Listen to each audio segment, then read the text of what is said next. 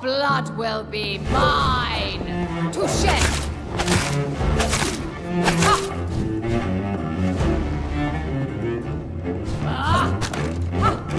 I smell your fear.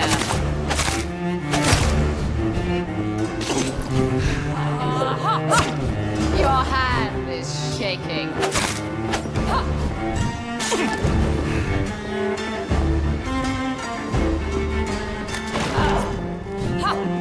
On guard.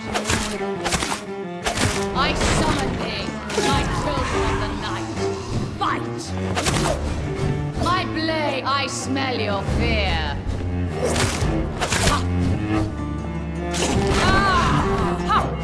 Your hand is shaking.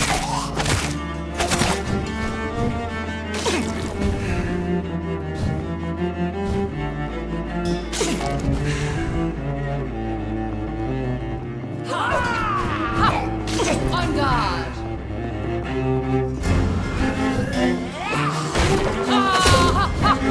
Touché, sir.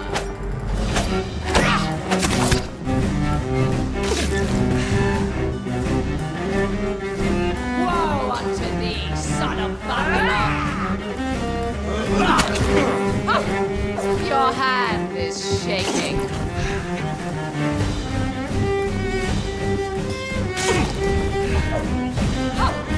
On guard!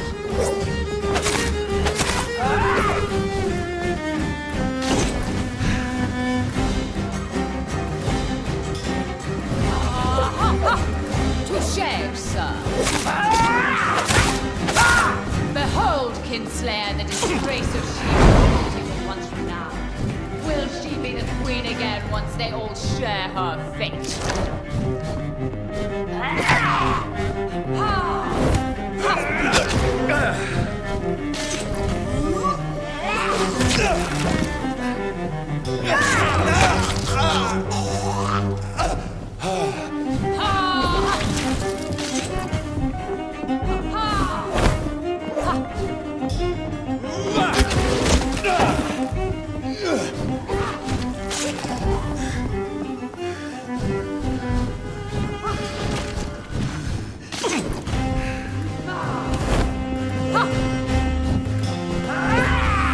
Your blood will be mine.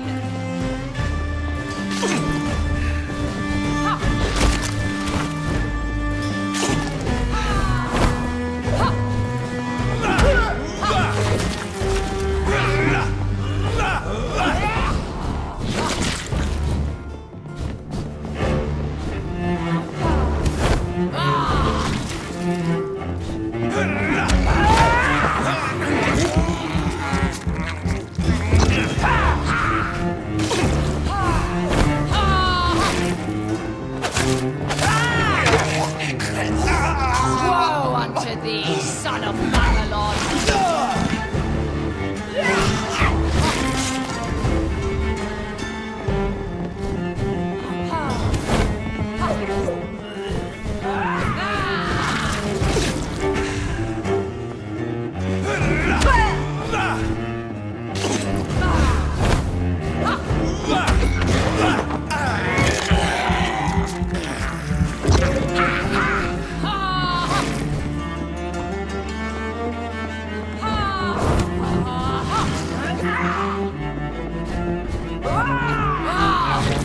You killed my father! I smell your fear!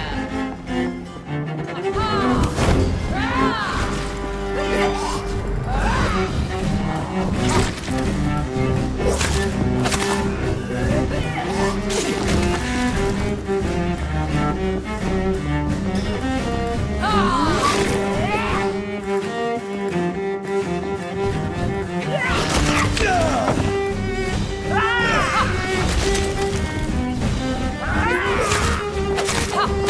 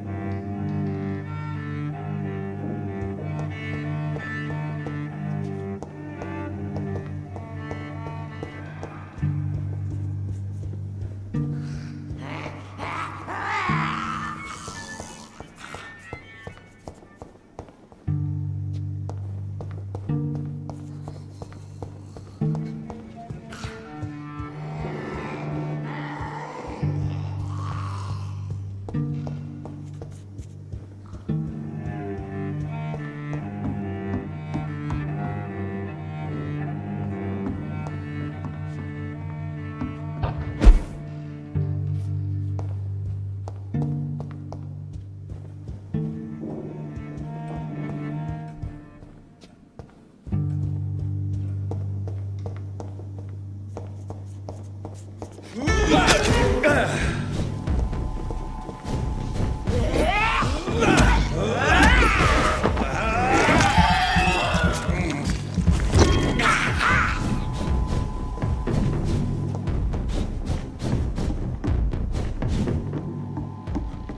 cannot enter.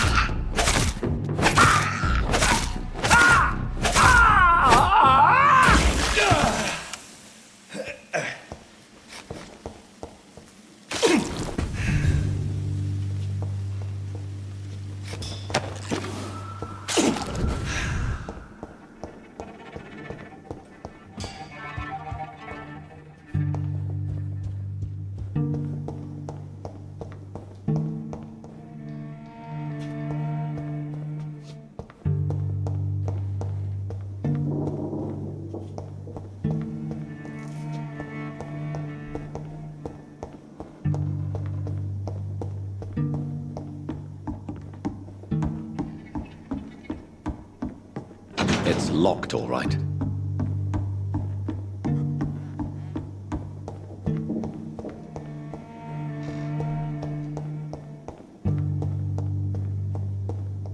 I cannot enter.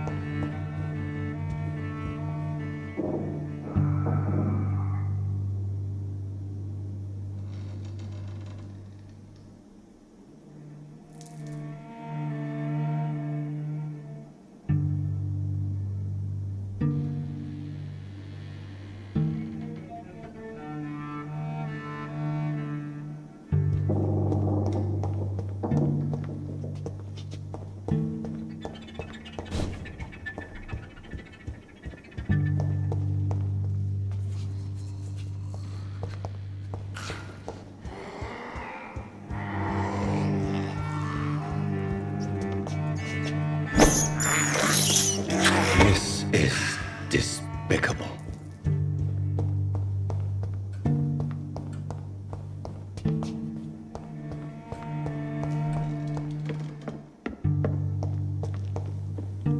You killed my father. Prepare. I smell your fear.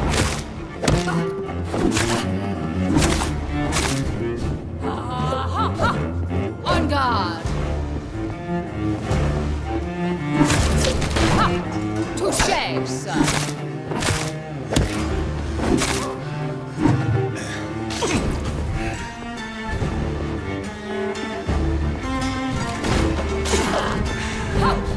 Your hand is shaking.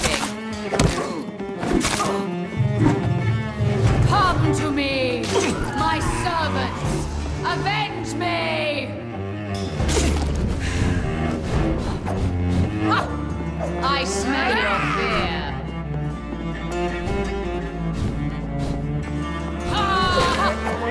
On guard.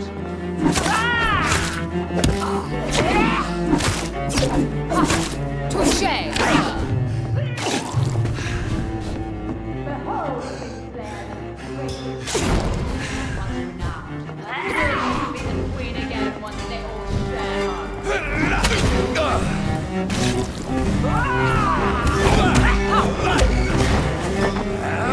Woe unto thee, son of Babylon!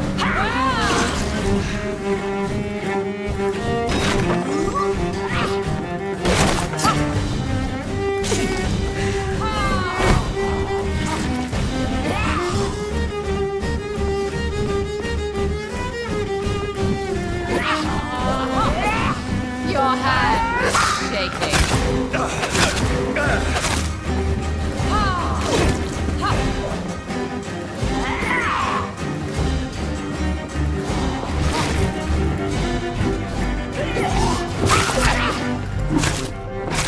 My blade shall pierce your villainous heart.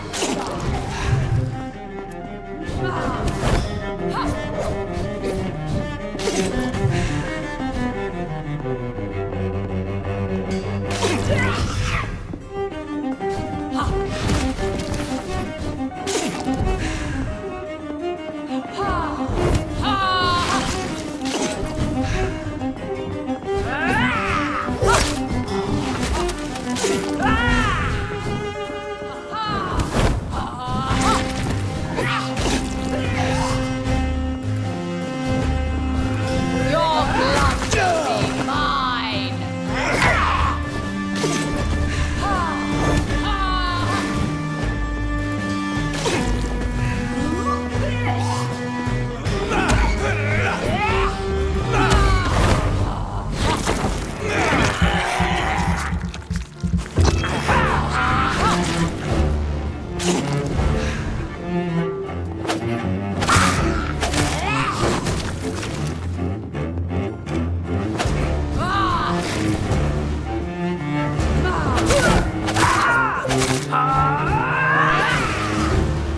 Woe unto thee, son of bastard!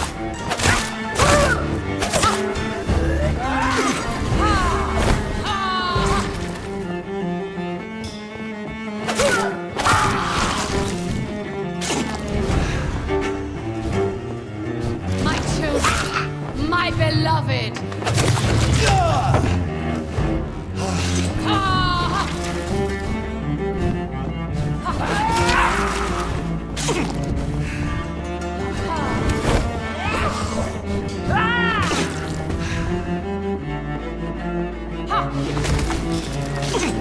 My blade shall pierce your villainous heart, prince.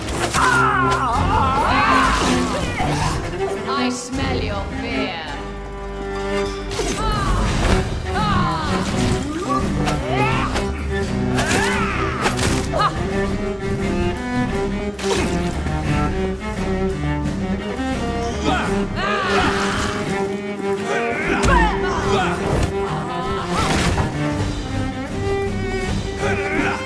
I summon thee, my children of the night.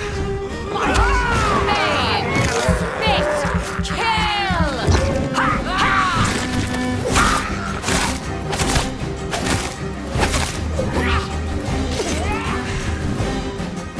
Hear and obey, for your queen commands you. Attack!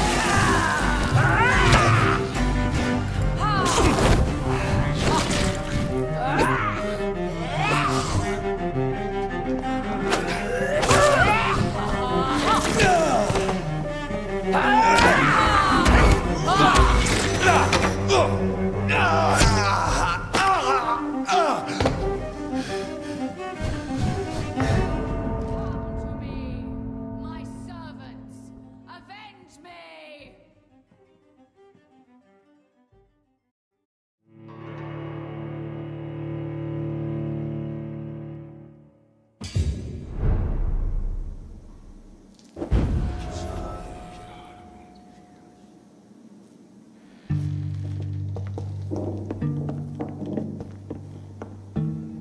Your blood will be mine! Touché!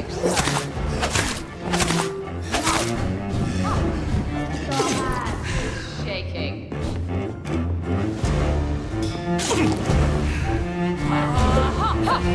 I smell you.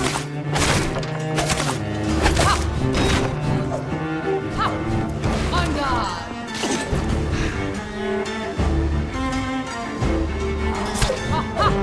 Touché, sir.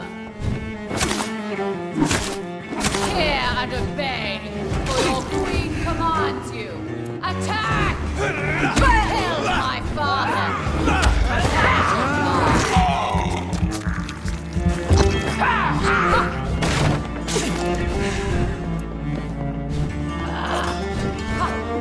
Your hand is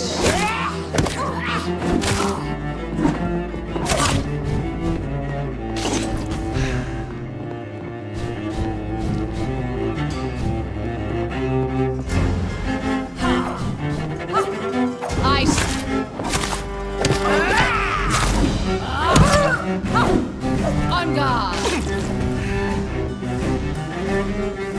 Woe unto thee, son of Babylon!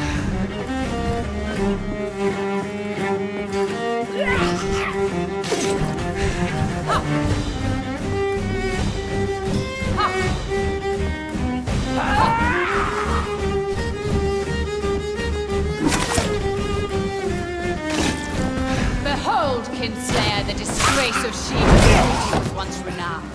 Will she be the queen again once they all share her fate?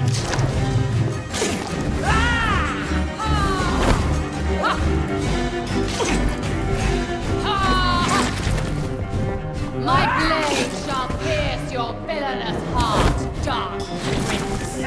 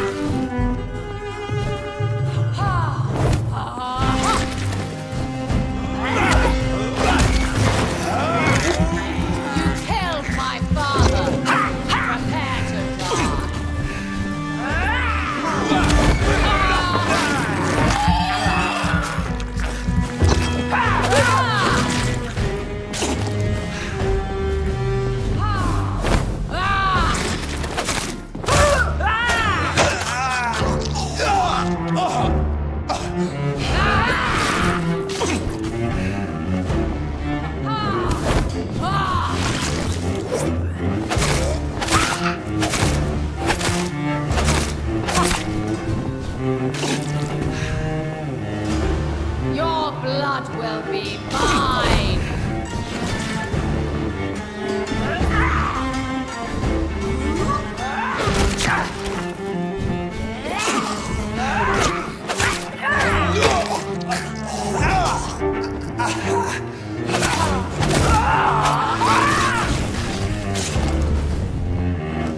Come to me, my servant! Avenge me! Ha!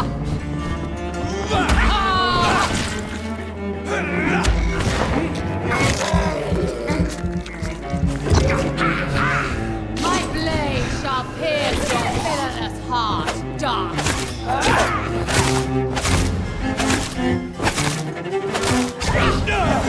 Touché.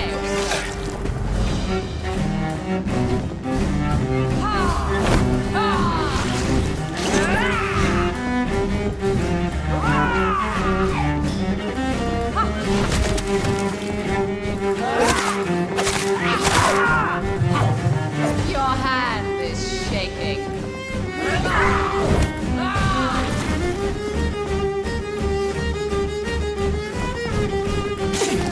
Woe unto thee, son of Babylon!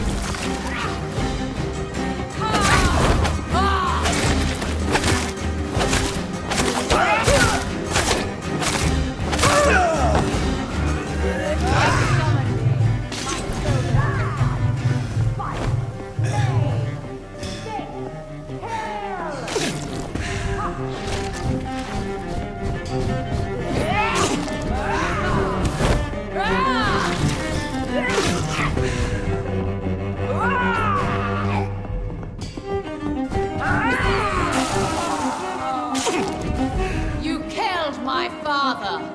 Prepare to die.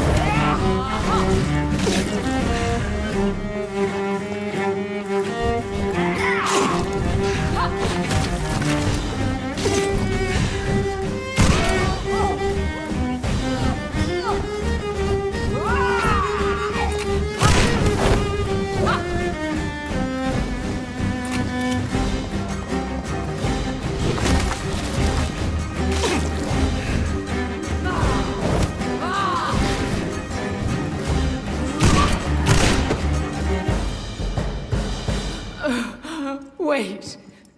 I beg you, wait. What? I don't want to die. And I did not come to kill you, Miss Fletcher. Will you spare me then? Save this cadaverous carcass of mine. Does your heart beat a little faster now?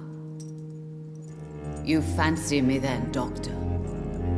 No, Miss Fletcher. My dead heart will beat for only one. Ah! Is she pretty? Is she sweet and tender? To me, yes. Ah! I hate her already. I know.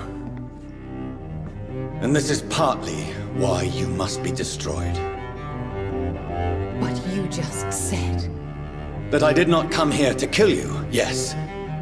But I realize now the threat you embody must be stopped.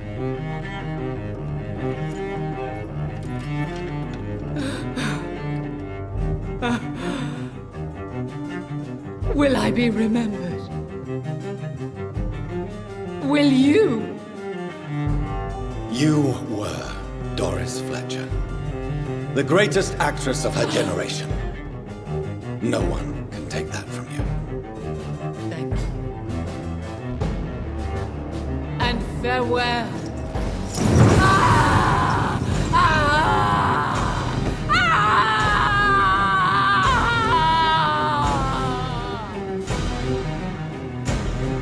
Farewell, Doris.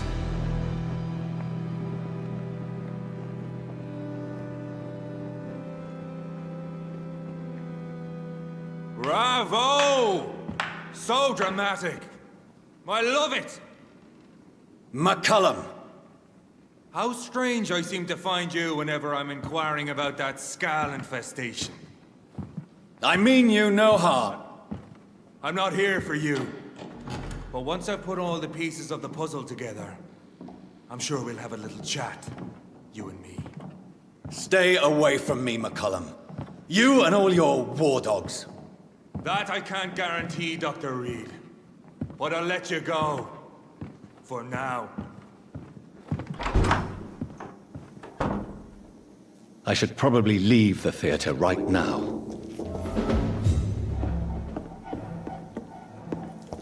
Be strong, brothers!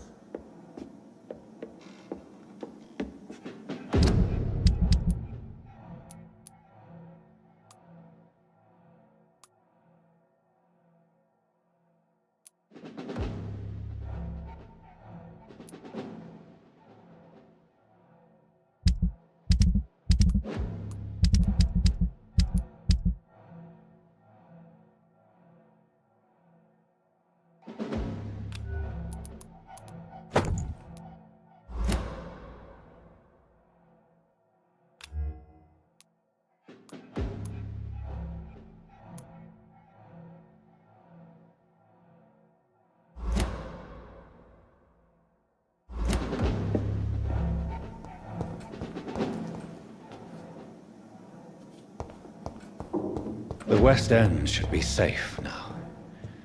But London is not. It would be wise to benefit from the Ascalon's protection, while I continue my research during the Great Hunt. It's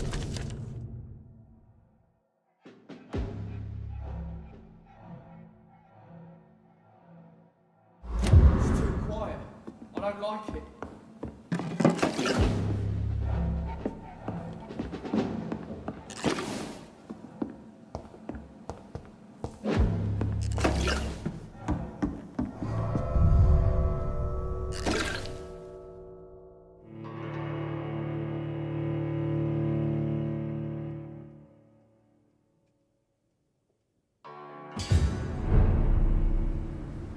These people want me dead. I need to leave now.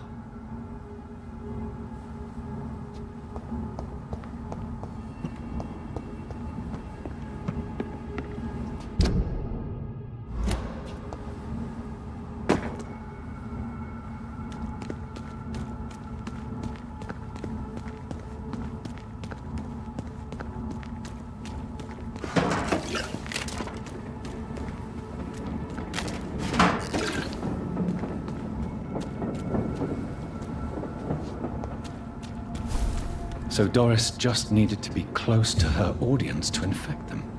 Contagion through skin. Very disturbing.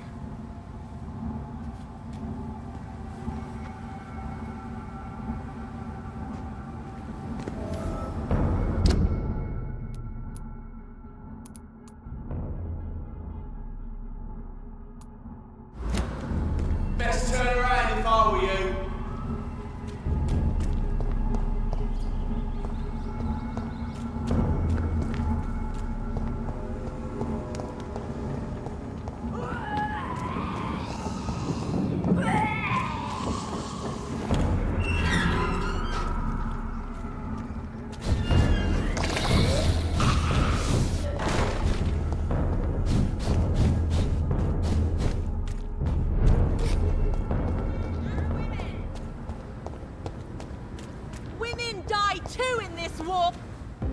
Good evening, Miss Ashbury. And good evening to you, Dr. Reed.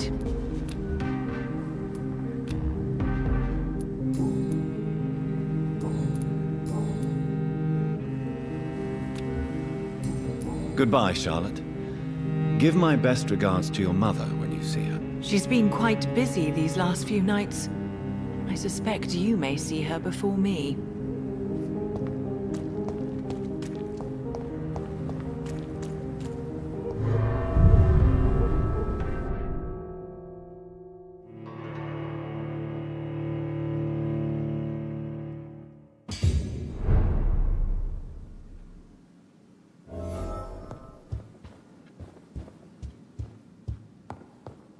For as long as I've been a member, I've never seen so few vampires attending the club nights.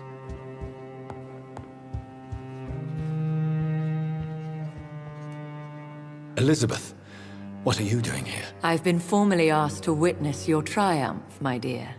After all, isn't it the natural role of a woman to support her man in victory? But it's you who insisted I join the Ascalon. Please forgive my giddiness.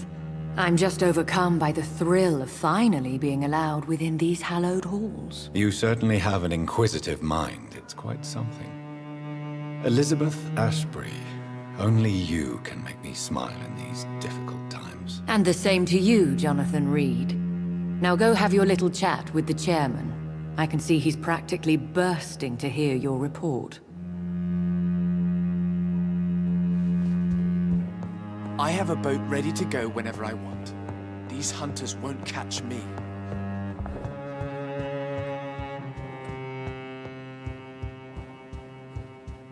We repel the intruders for now. But how long before they return? Perhaps we should change some of the club's rules if we survive all of this. We need to soften some of our laws. Welcome back to the Ascalon Club, Lancebearer.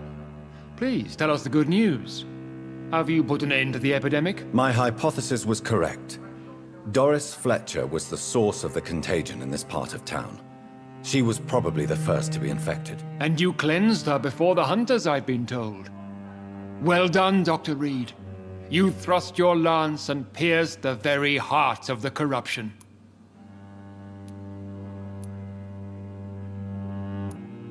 I did my best. The important thing is, we won a major battle for the survival of London. For that, we salute you. Thank you, my lord. Now, I have another task for you. One of the utmost importance. Perhaps even more so than the previous. I'm listening. It's time for you to perform a most sacred duty for the club. I want you to recruit a new vampire. Recruit a new vampire? Are you sending me on some sort of diplomatic mission? Not exactly. I want you to make Aloysius Dawson the Ekon he deserves to be.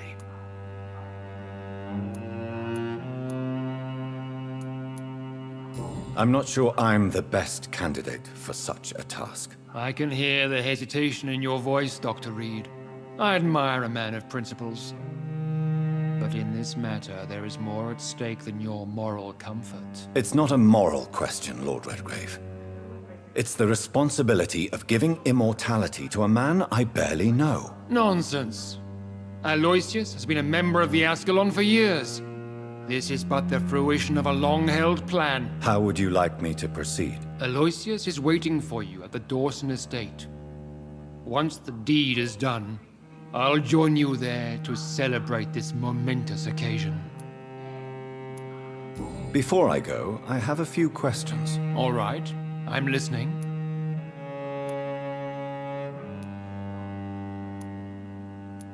You invited Lady Ashbury. Wouldn't that be breaking one of your cardinal rules? No women allowed. Not allowed as members, no.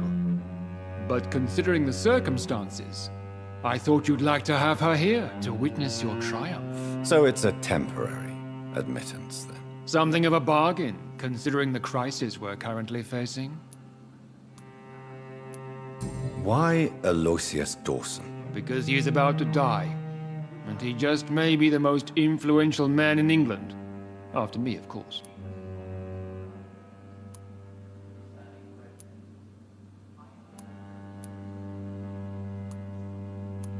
Did he choose me? No, I did. My decision is very recent, to say the least, but it is entirely mine. Does he know I'm coming? He can't wait to become your progeny, Dr. Reed. Especially now that you have shown how strong your lineage is through your sister. How would you like me to proceed? Don't worry. Aloysius has had many years to prepare himself. He has studied our kind for decades.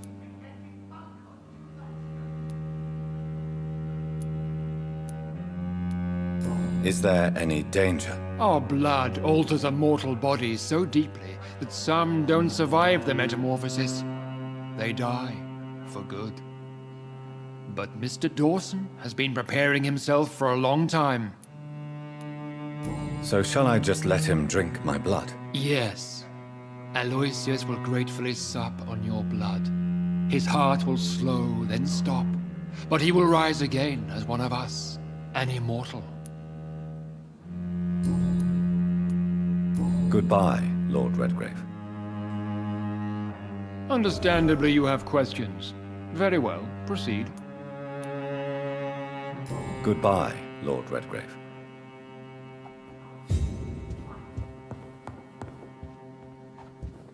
Have you heard the rumors of some horned vampire revealing himself and singing obscure songs around the city? Are you all right, Jonathan? Lord Redgrave has just ordered me to turn Aloysius Dawson, to make him my progeny. I see. And how do you feel about this?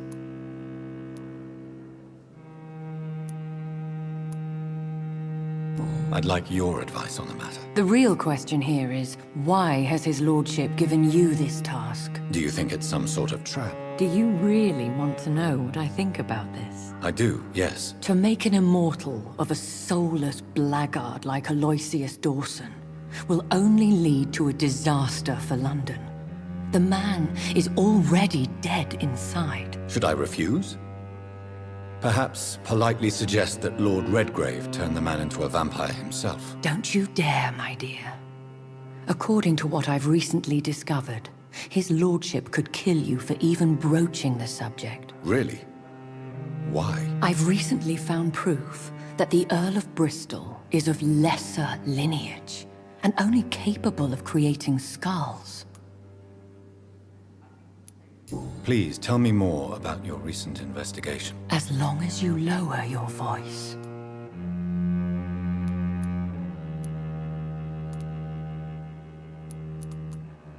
Are you sure your information about Redgrave is correct?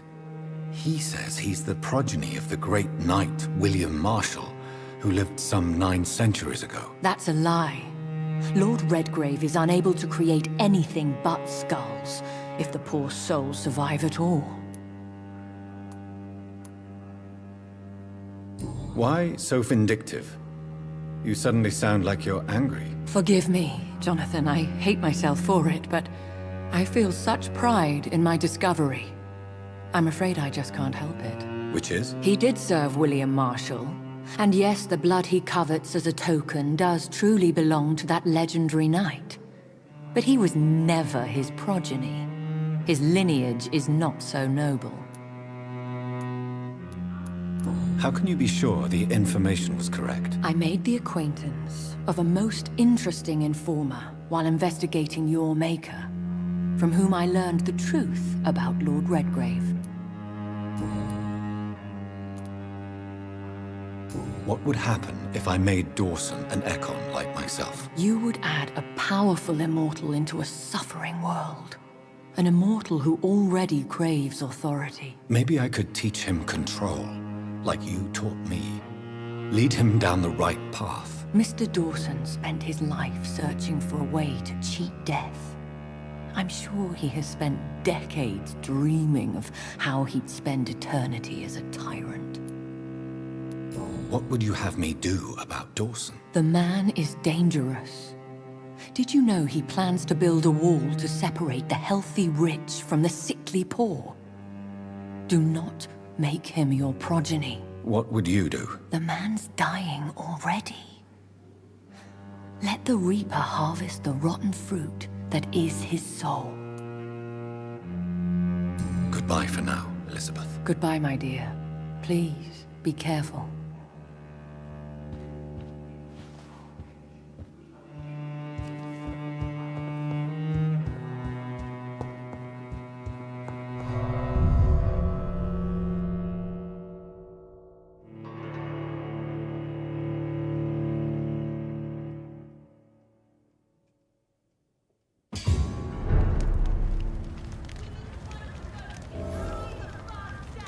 It looks like vampires have to obey Mendel's laws when producing progeny. Powers pass from one generation to another. That's why Dawson wants me to sire him. Women of all countries unite!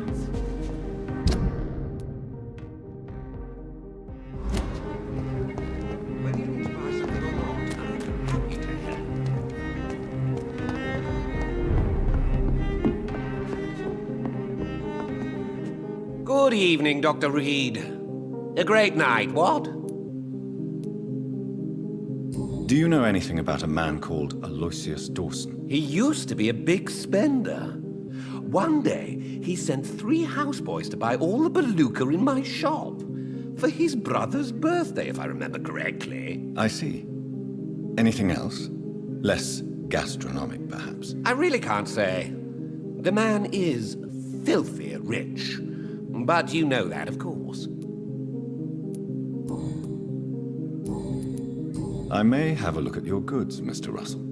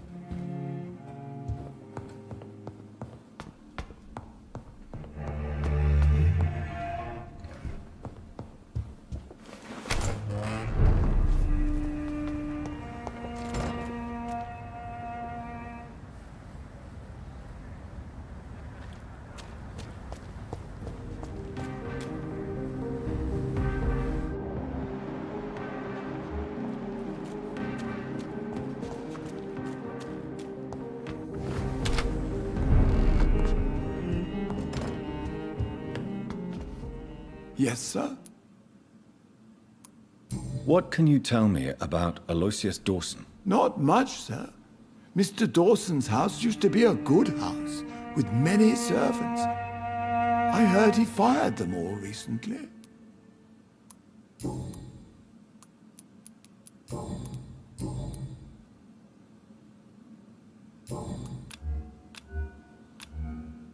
Do you need medical attention, Avery? I won't refuse, sir. I don't feel that good these days. Here is your prescription. You'll feel better soon enough. Thank you very much, sir. Thank you, Avery. We'll talk later. Your bedroom is ready as always. Good night, sir.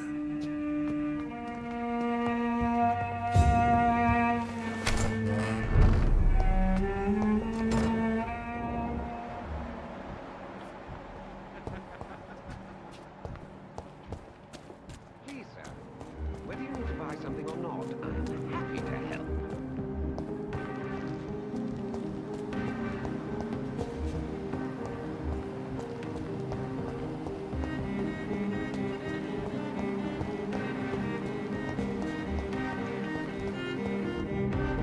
Good evening, old chap.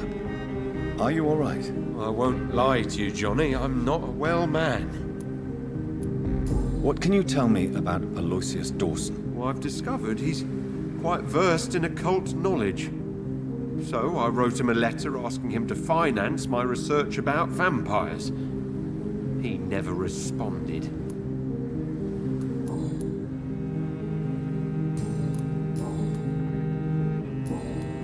You need some rest, Clarence. You should try to sleep.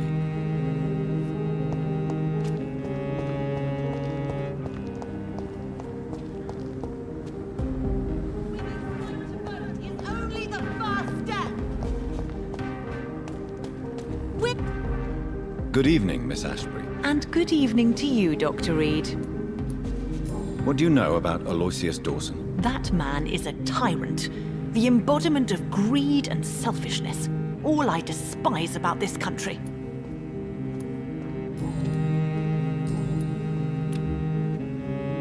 Goodbye, Charlotte. Give my best regards to your mother when you see her. She's been quite busy these last few nights. I suspect you may see her before me. Remember, don't let any strangers come into your house.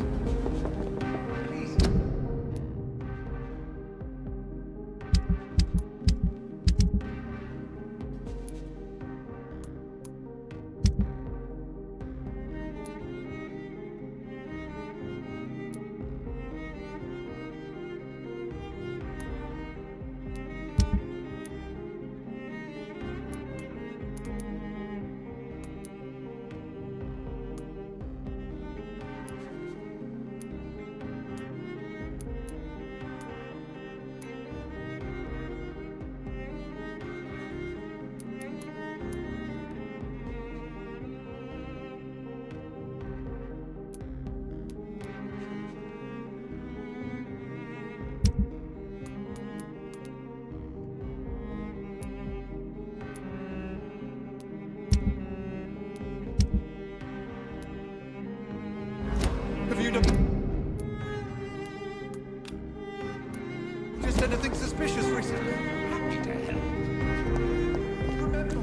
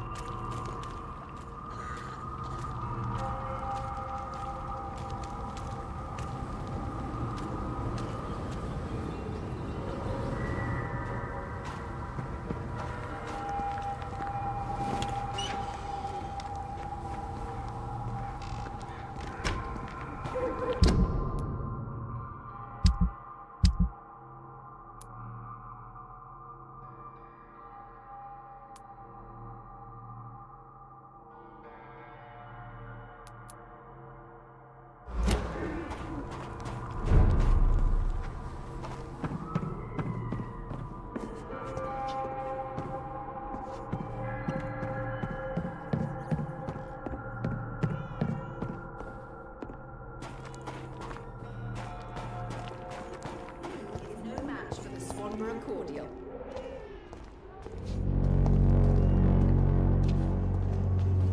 The Swanborough cordial can be the answer to all your problems, as long as you have the money.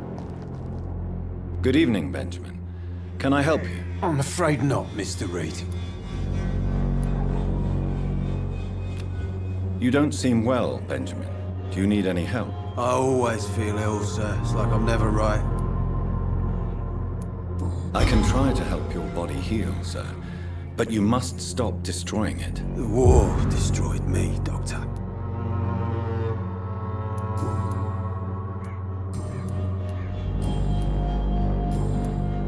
How are conditions in Whitechapel these days? I hear gunshots every night.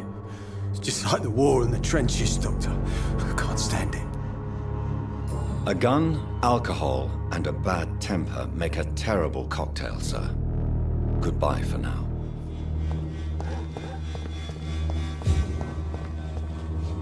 Good evening, my dear colleague. You look ill, Miss Swanborough. I wonder if your concoction will do the trick. I have no doubt it will. But I'm not against a second opinion, Dr. Reed. Well, there you have it. Take this remedy, but be discreet. It may damage your business otherwise. Thank you.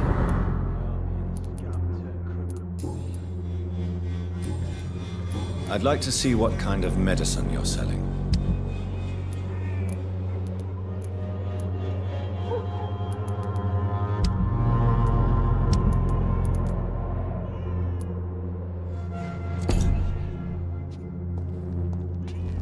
When science fails you, this elixir will give you faith again.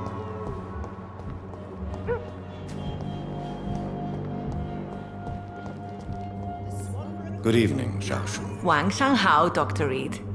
It's good to see you again. How do you feel?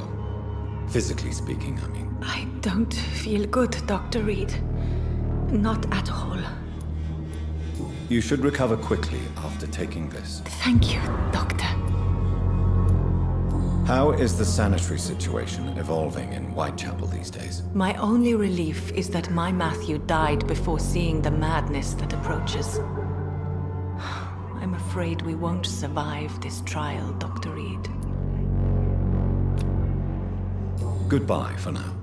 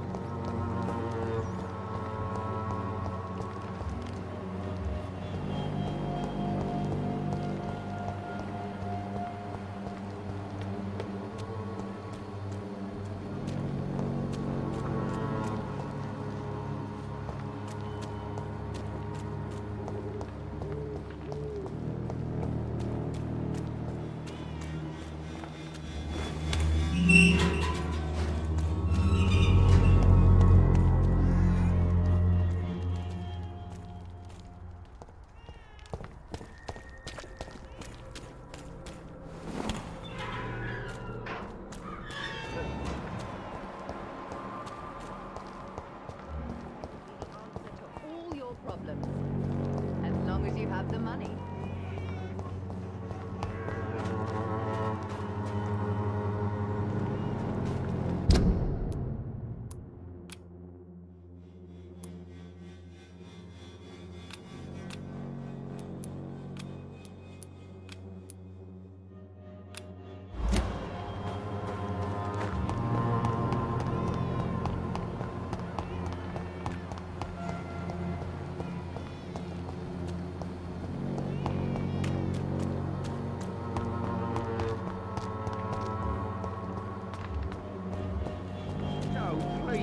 don't have your money. Come on, Barrett, you know the game. You pay for peace of mind. You are blinded by your false faith. imprisoned by your daily routine, unable to see the true horror around you.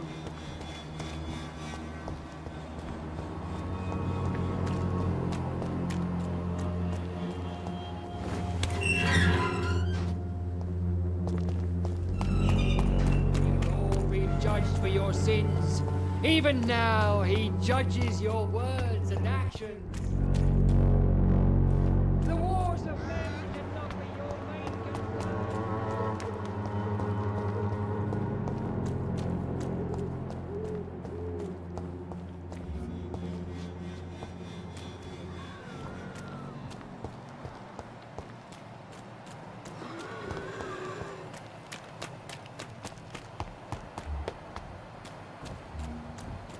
Joe, please, I don't have your money. Come on, Barrett, you know the game. You pay for peace of mind.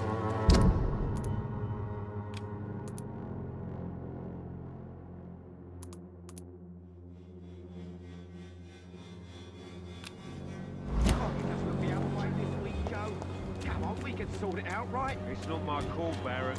You pay one way or another.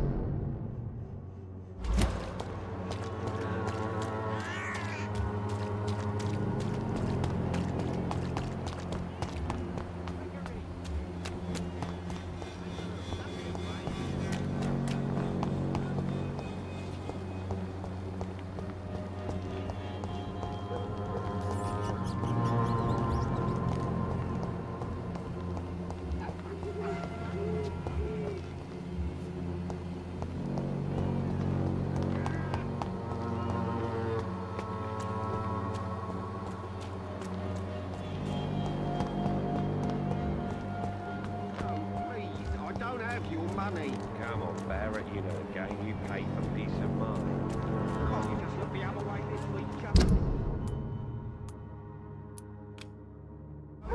Come on, we can sort it out, right?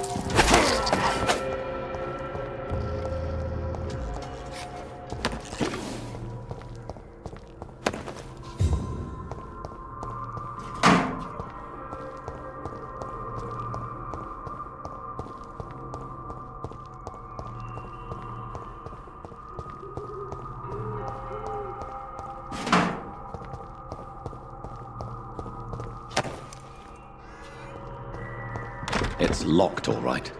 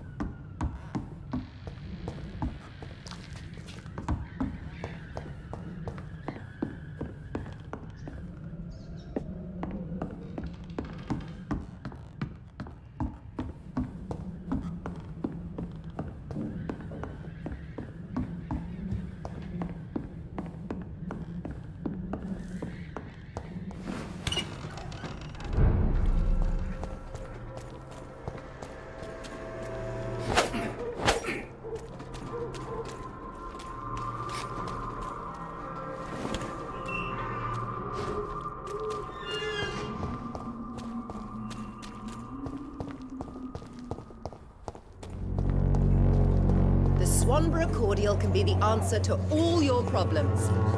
As long as you have the money.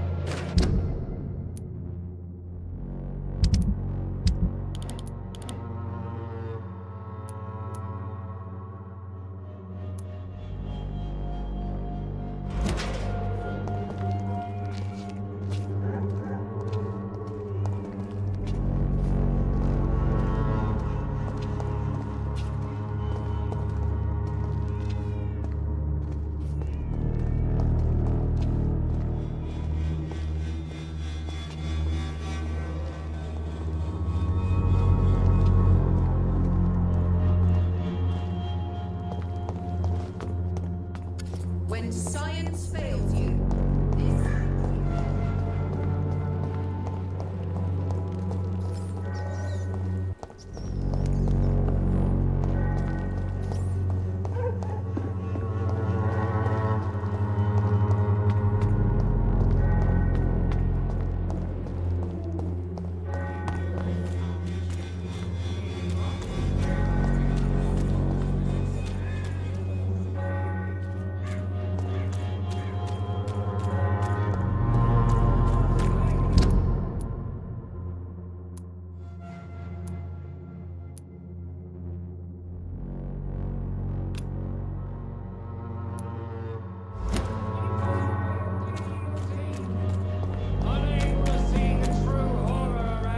I'm cheap and I'm clean, I promise.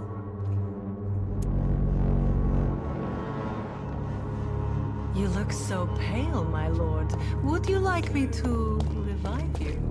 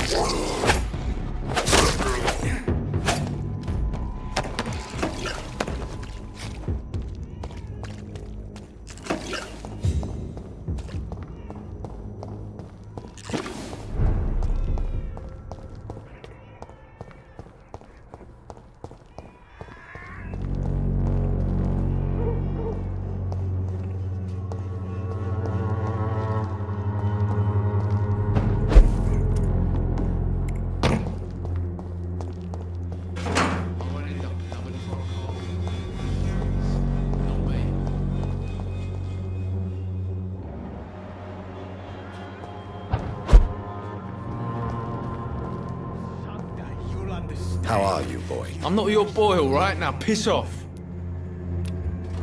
Do you need assistance? Please. Feeling tired these days. There you go. Let's hope nobody steals it from you. Very funny.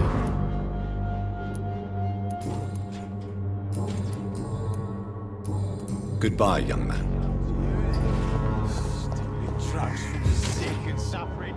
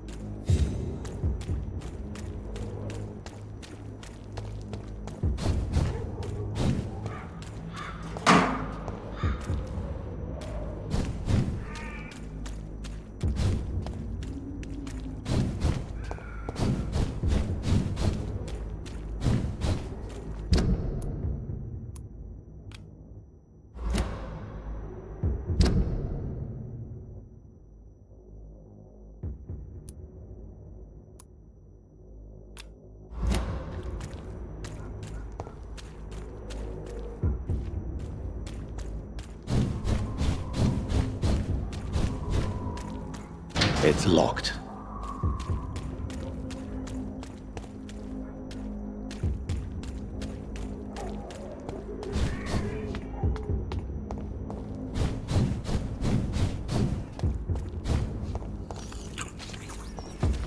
There's safer places to be than... Over there!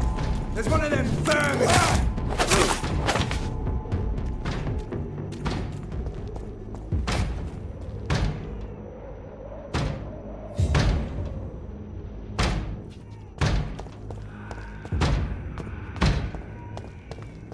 Get their weapons ready! Found one! Die, vermin! You're mine, vermin!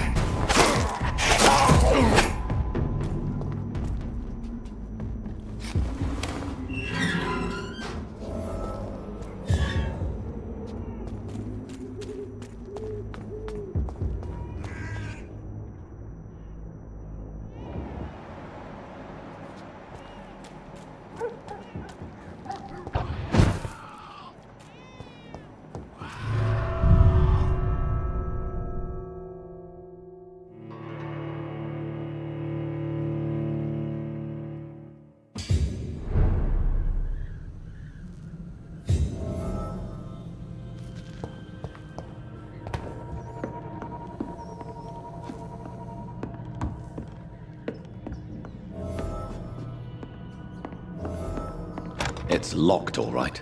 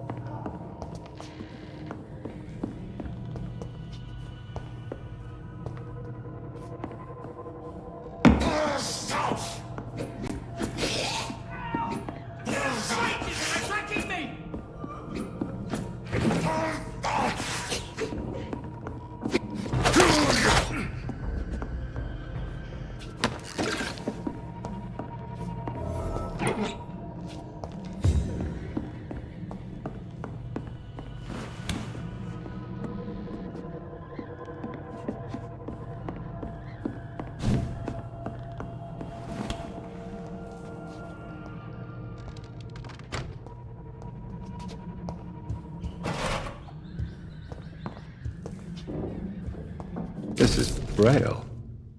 I need someone who can read this.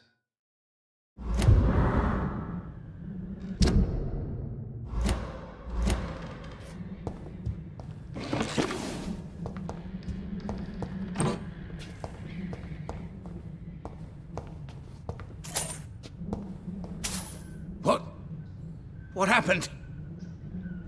Who are you? It's all right, sir. You're safe now.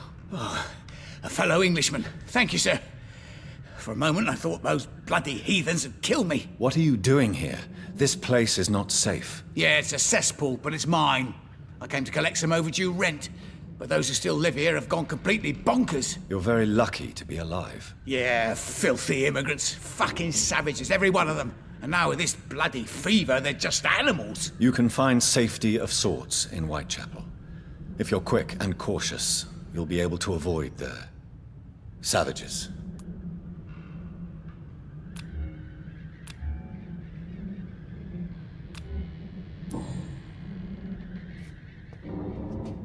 You had better return to Whitechapel without delay.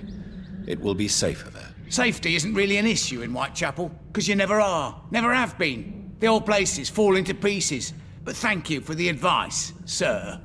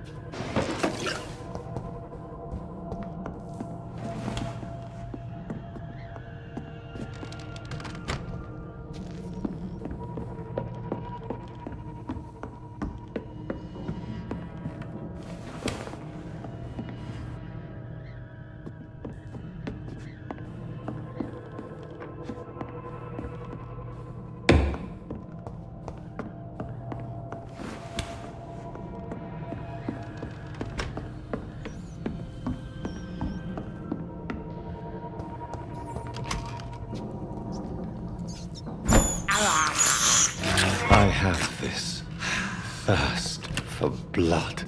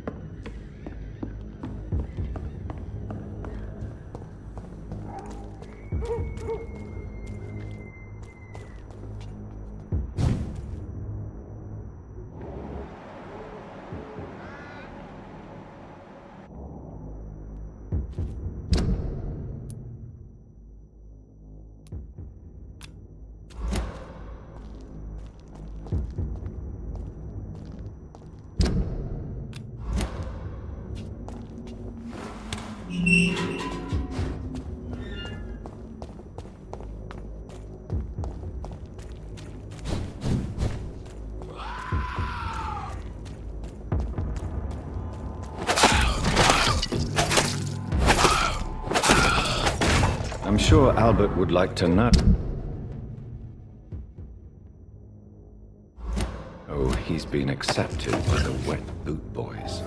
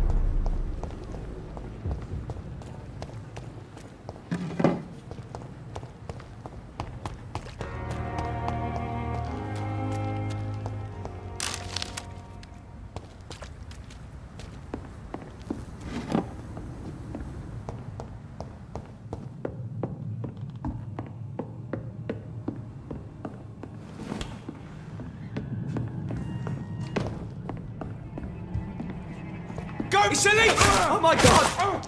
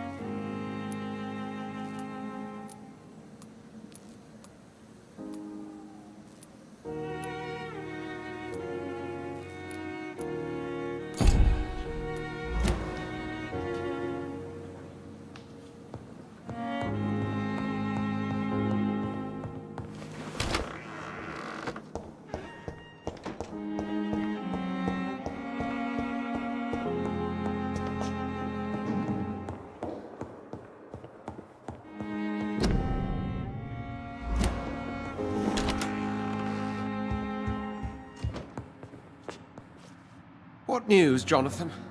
I've heard you've now joined the vampire elite of London. Did Elizabeth tell you? So it's Elizabeth now. My. Things are moving quickly. I turn my back for a moment and away you go.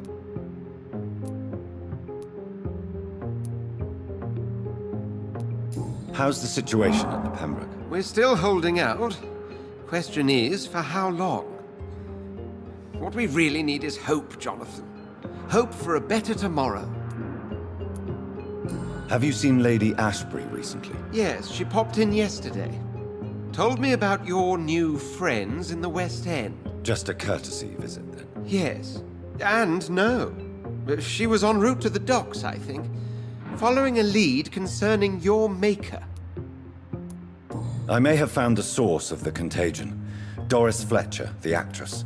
Thankfully, in the end, she was destroyed by fire. Really? Oh, please, do tell me more.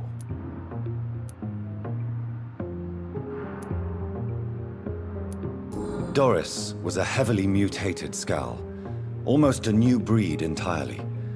It's as if the disease had completely altered her mind and body. Highly contagious. As if the disease had taken control of her will? Yes. Once a beautiful and brilliant woman, she became motivated by hate alone. Oh, she was a beauty. I met her when she visited the hospital to cheer up the sick. Too bad the fire destroyed her. But it was probably for the best. Have you heard of similar cases? No, I don't think so. Except, perhaps, it reminds me of an old report from the Brotherhood. Well, more an article, really. What was it about? The author, a friar, referred to a rare form of contagion in a skull he observed during the Black Death. The carrier was always female. Called them Icors.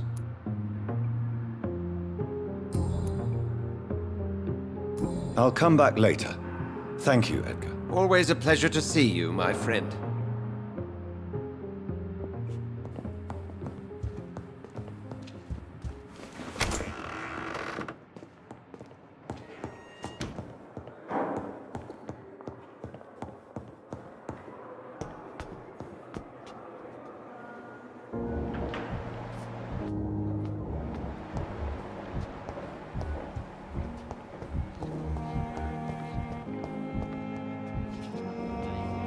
Good evening, Nurse Hawkins. Good evening, Dr. Reed. Do you need medical help yourself, Nurse? I'm afraid I've contracted some illness, Dr. Reed. Not under my watch, Nurse. Take this. You'll feel better. Thank you, Dr. Reed. Goodbye, Nurse Hawkins.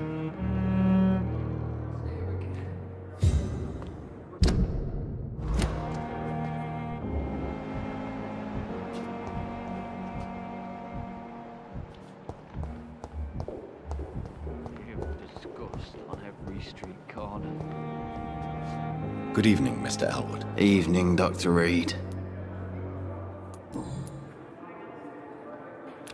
Soldier, do you need assistance? Not really.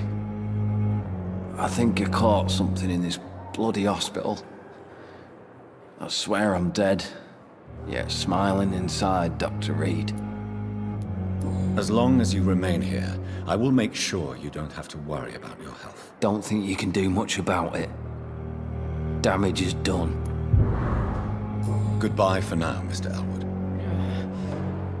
Damn. The pain. There again.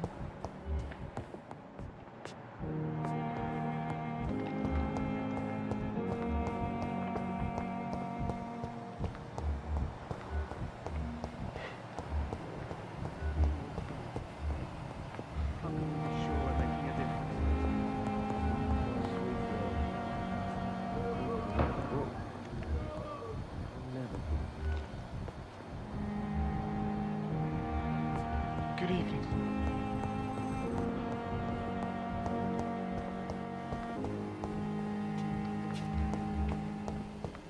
You always knew the words to come.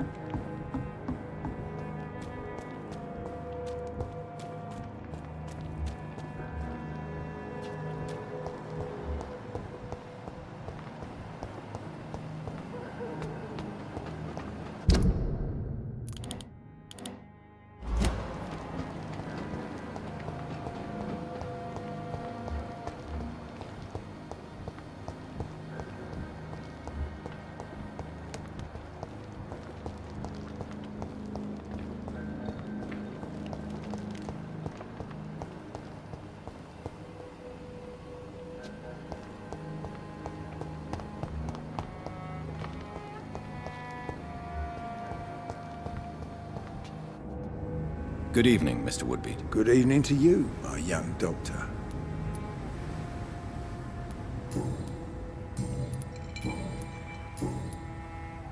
Are you worried about the sanitary situation in London? I never thought I'd live to see the last days of London. Just another thing I was wrong about, I suppose. Goodbye, sir.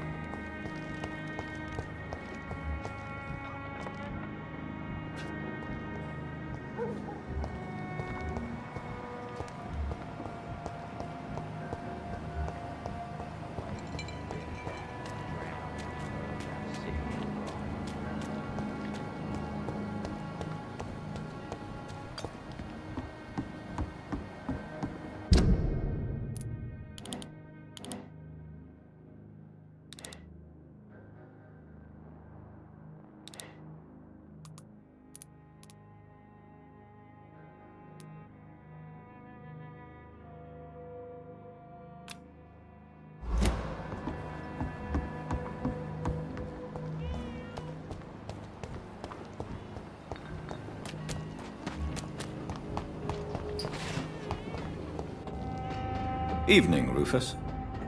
Evening, Mr. Reed. Heard anything about Hampton shelter lately? I rarely go near there, but rumour has it the place is restricted. Only members chosen by Mr. Hampton are allowed in. So long, Rufus. Be careful. Take care.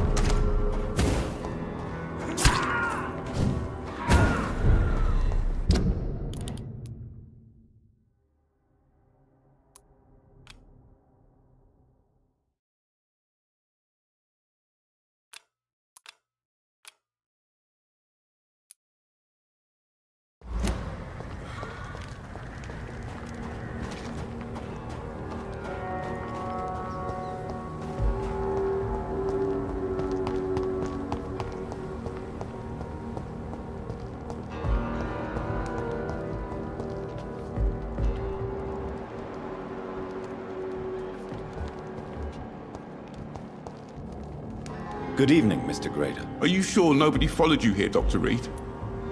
Do you need help, Mr. Grader? Death by disease or by bullet? Do I really have to choose?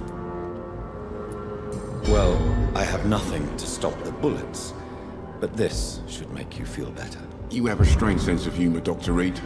But thanks anyway. Are you worried about the sanitary situation in London? Not really. I've spent so many days hiding to escape retaliation from the wet boot boys. Now that there's so much chaos, they might forget about me.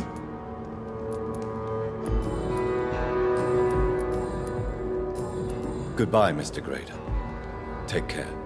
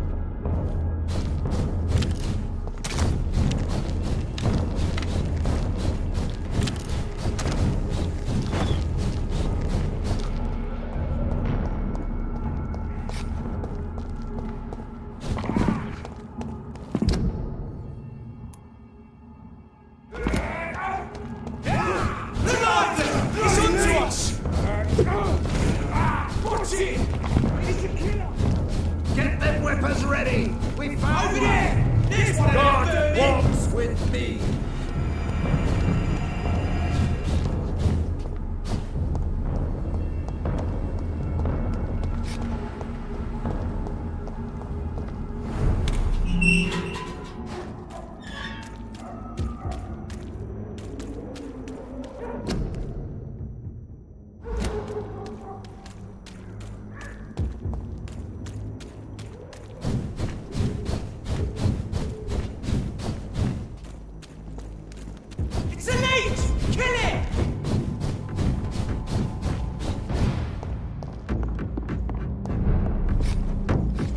Goblin! It's onto us! Don't you know better?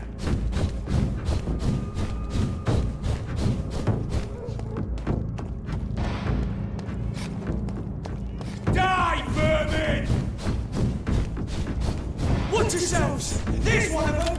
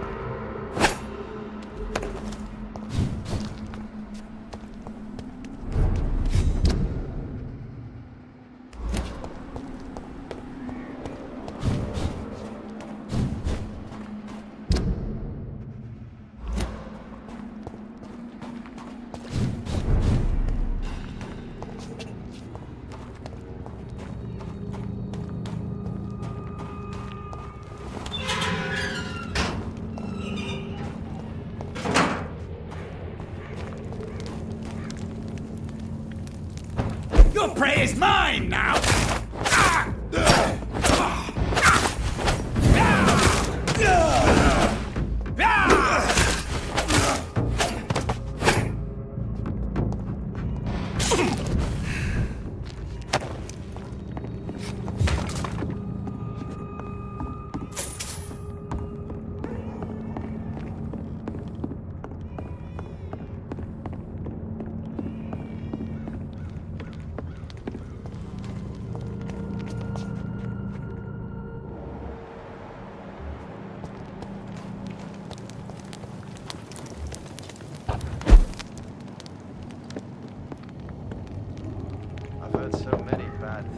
Good evening, sir. It's me again. Leave me alone, I say, whoever you are. It cannot be safe for a blind man to live here alone. Let me enter, sir. I swear I mean you no harm. Well, a voice never lies, and yours clearly is the voice of a gentleman. All right, Doctor, come on in. Wandering in this part of town at night, you're either brave or a fool.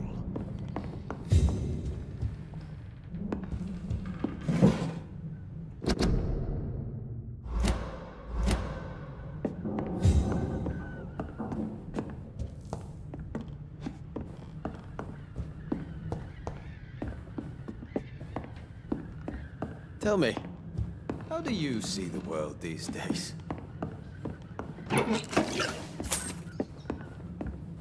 It's locked, all right.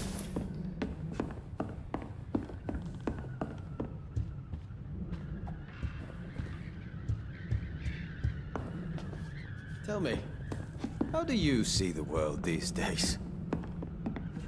So what is the name of my nocturnal visitor? I'm Dr. Jonathan Reed. As I already explained to you, I'm inquiring about the epidemic. Dr. Reed? The eminent surgeon? My God, I'd never have expected a brilliant physician like you to knock on my door. You flatter me, sir. No, sir, I am flattered. I read all your work when I still had my sight. I loved it. I'm Mason Swanborough, by the way.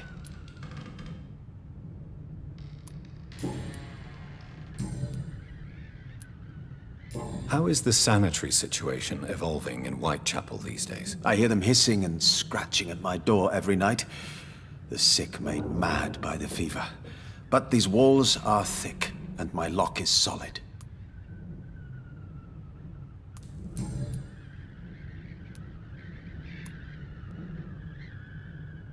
Does someone take care of you in this isolated place? My sister Loretta and I have our daily routine. Every morning and evening she comes by so we can talk and eat. Then she leaves and I stay. Where does your sister go? Well, let's just say, she earns enough money for us both. What's so amusing about that? I won't hide the truth from you. Loretta sells a fake miracle elixir to the sick people of Whitechapel. Do you not appreciate your sister's visits? Loretta is the best and worst thing that happened to me, and I believe she could say the same thing about me. And what else have you learned about me, Mr. Swanborough? I know you assisted Professor Carell in France, and that you invented a new blood transfusion method based on his work. Yes. Those were frustrating but exciting days. I loved it. Yes, the thrill of research and discovery. This is what drives people like us, Dr. Reed. Oh, how I envy you.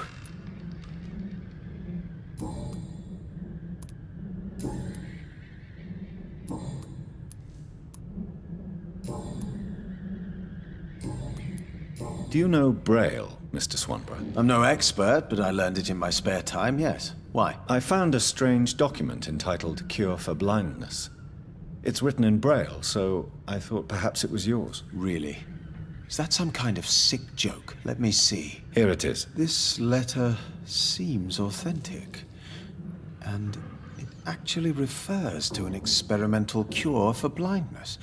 You have piqued my interest, Dr. Reed. Could it be of any use to you? No. This page is just a part of a larger diary. I'd be glad if you could find the other pages.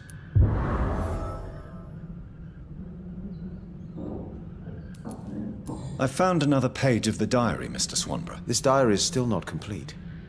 The man who wrote it claims he is a member of some scholarly brotherhood called the St. Paul's Stole. Really?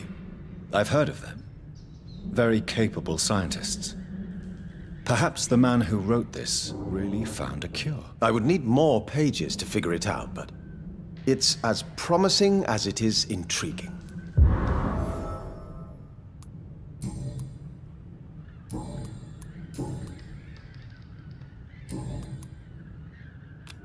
You seem unwell, sir. Do you need my assistance? Actually, I feel worse than usual. Can you give me something? Yes. I can give you a little something that has been proven effective. Thank you, Doctor.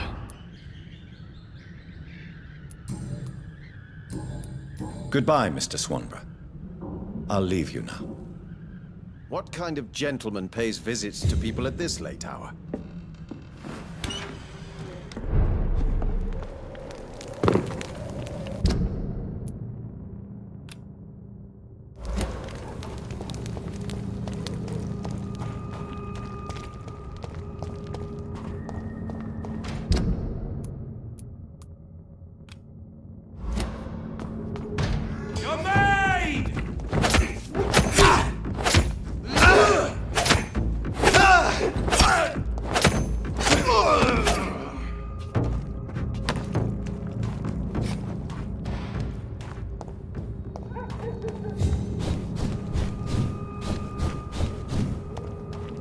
This is my territory! This is now my domain, young echo!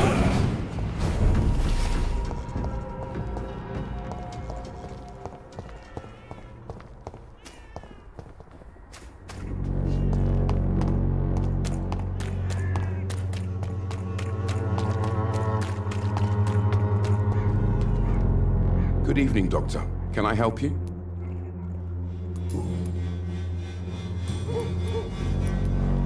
Goodbye, Mr. Darby. Farewell.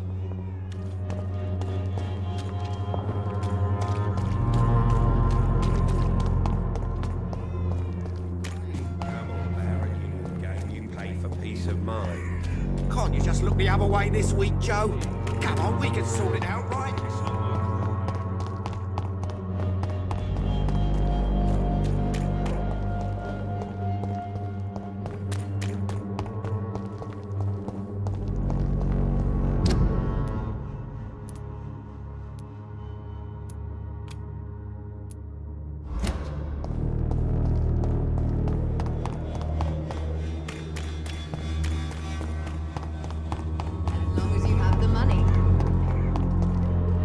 Good evening, my dear colleague.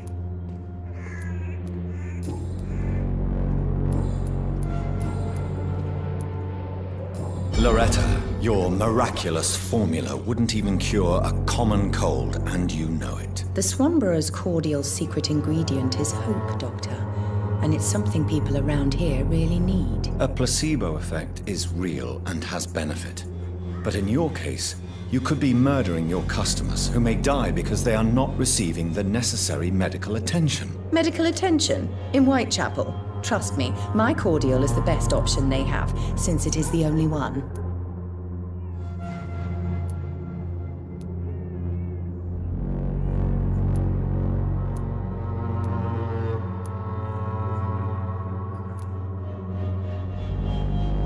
If your true purpose was to help, you wouldn't take money from the poor for your snake oil. Oh, but to pay for it is part of the process, Doctor.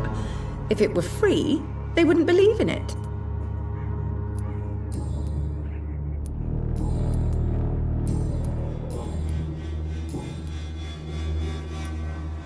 How is the sanitary situation evolving in Whitechapel these days? When people buy guns instead of medication, it means they have already traded hope for fear in their hearts. In my book, that's never a good thing, Doctor. I'd like to see what kind of medicine you're selling.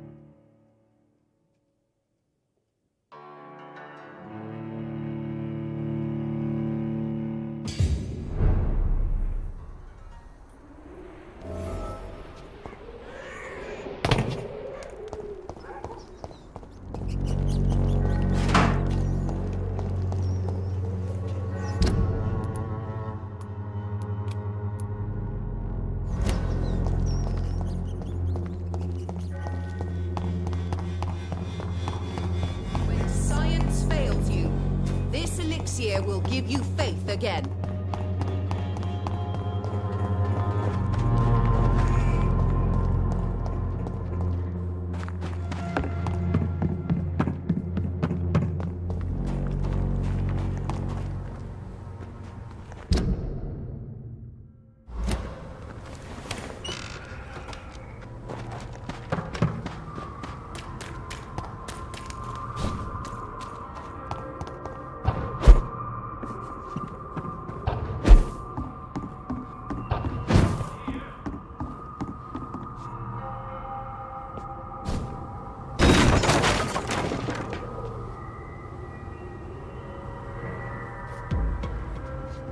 Not a good place for a stroll. Steady, boys! We've got one over here! Burn him! That's what I do with leeches. Watch it!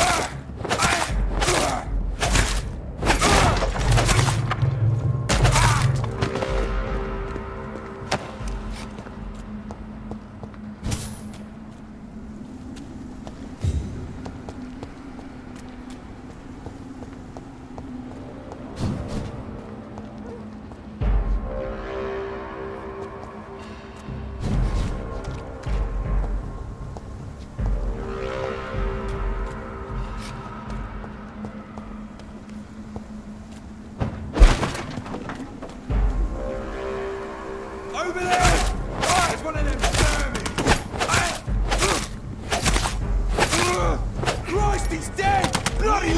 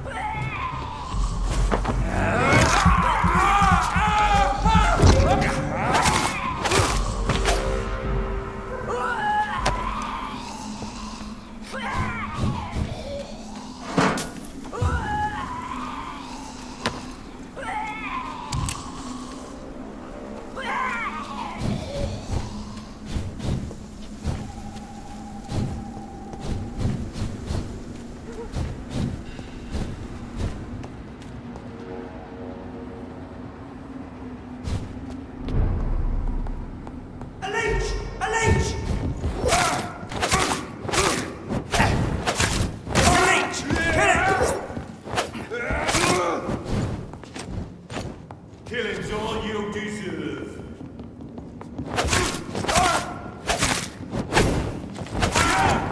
Get back in the grave!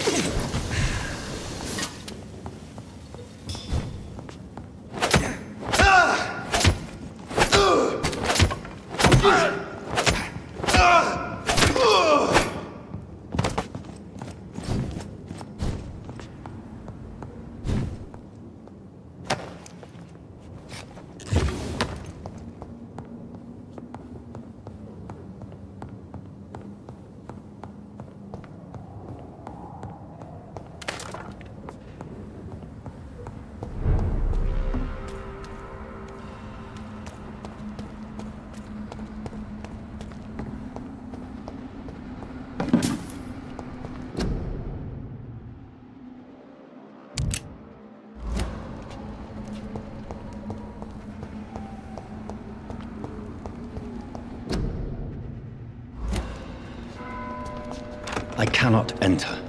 I should find another way to get into the neighborhood.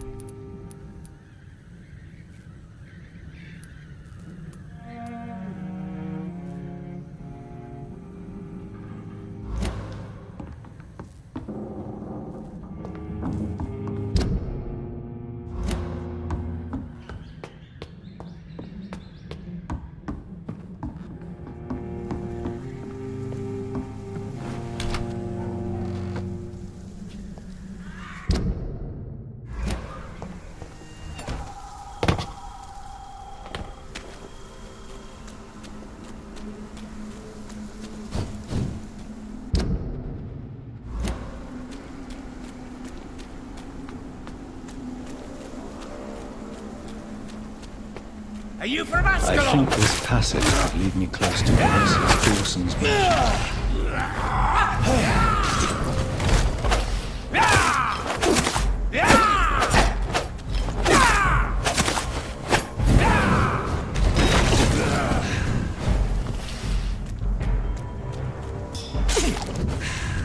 You cannot win this.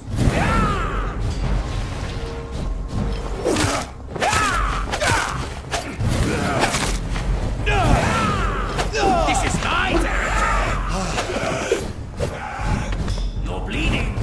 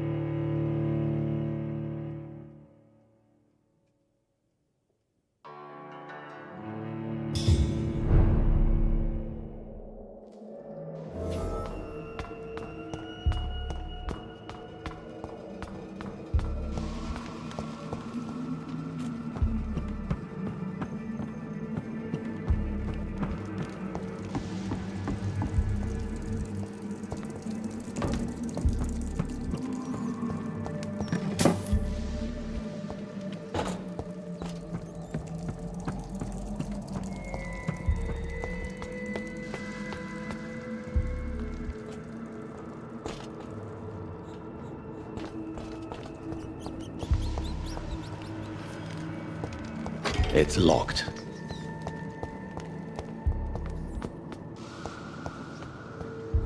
Give me your blood.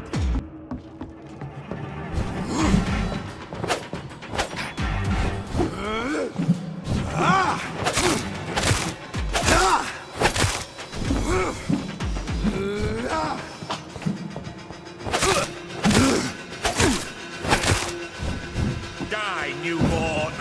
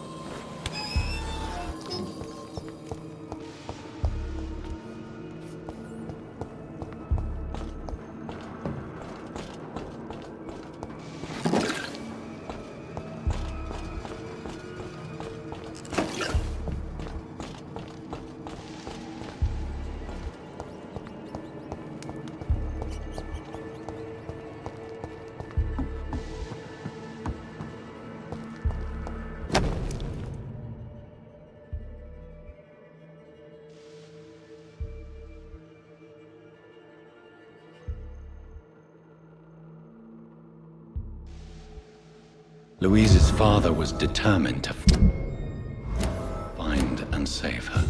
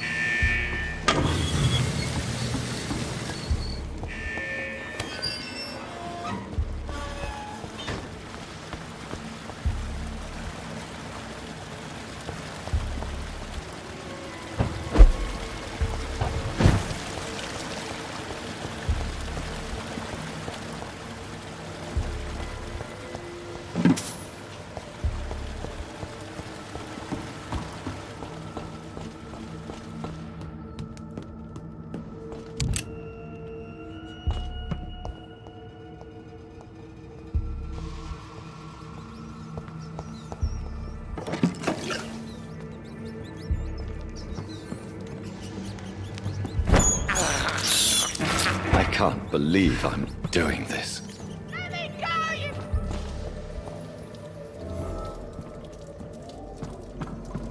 This is now my domain, young Ekon. Disgusting asshole! Vampire or not, I'll never be your wife!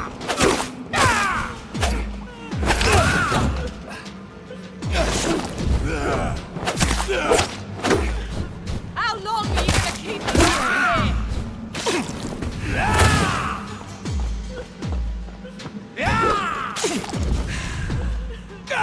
Let me go, you bastard!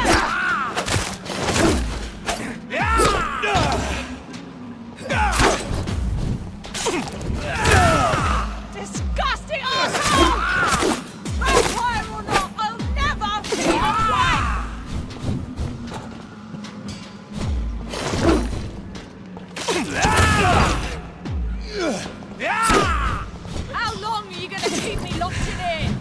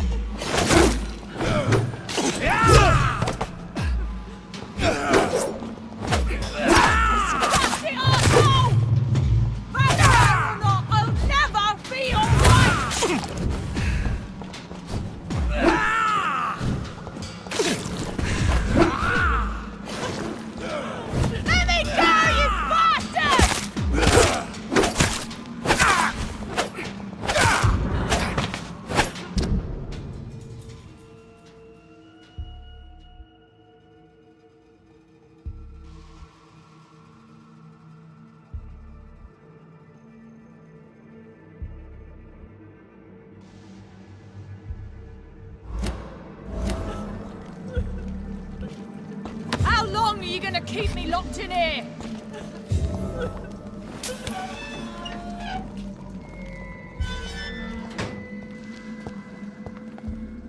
Miss Teasdale, are you all right? How do you know my name? Who are you? My name is Dr. Reed. I managed to track you down thanks to your father. So my father really was looking after me. This man, this vampire told me my father was dead. Is it true? I'm afraid so, miss. I'm so sorry for your loss. But you are free to go, as your abductor is no more. I suppose my jailer also killed my father, didn't he? Thankfully, he did not search your father's corpse, where I found his notes describing where he might find you. You should read them. I must find my father's body. He deserves a proper burial.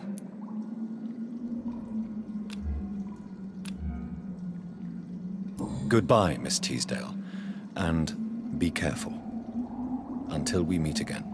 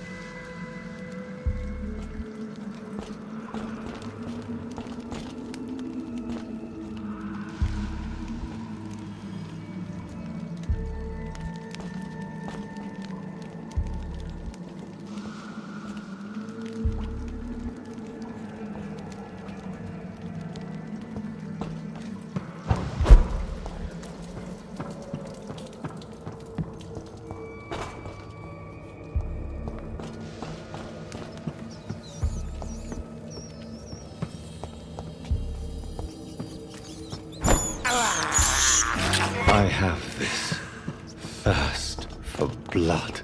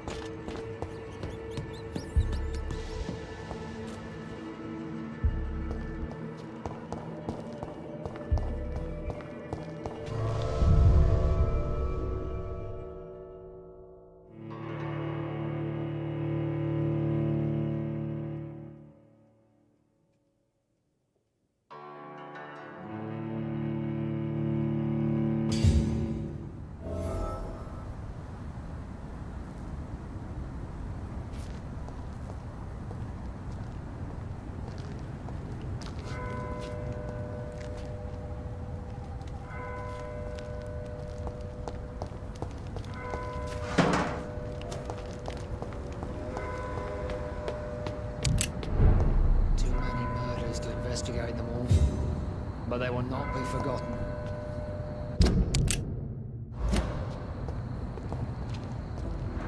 Good evening, sir.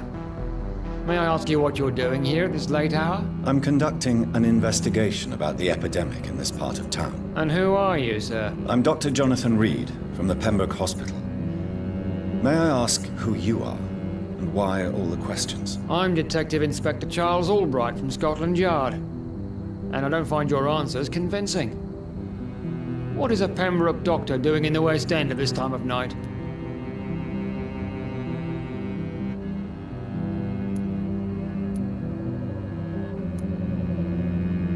I work for the Ascalon Club. Here is my permit to go freely about the city. The Ascalon Club? You should have said so, sir. I must warn you, these streets are dangerous, and you'd better be careful. What are you investigating, exactly? I currently have a few missing persons cases. Mr. Tadao Kimura and Miss Louise Teasdale. I'm afraid they may have been abducted by my mysterious maniac. Tell me about Mr. Kimura. Mr. Kimura is a businessman who has been missing for a few days. He didn't go home, didn't go to work, didn't go back to his family. Where was he last seen? Mr. Kimura was last seen at the Royal Observatory in Greenwich. I followed a possible lead in the West End, but I found nothing. Tell me about Louise Teasdale. She's a waitress. Her father reported her missing. We don't have enough men to search for her, sadly. Do you have any idea where she could be? No. But I feel she's been abducted. She went to a pub a few nights ago and vanished. I thought about the sewers, but I'm not equipped for such an investigation.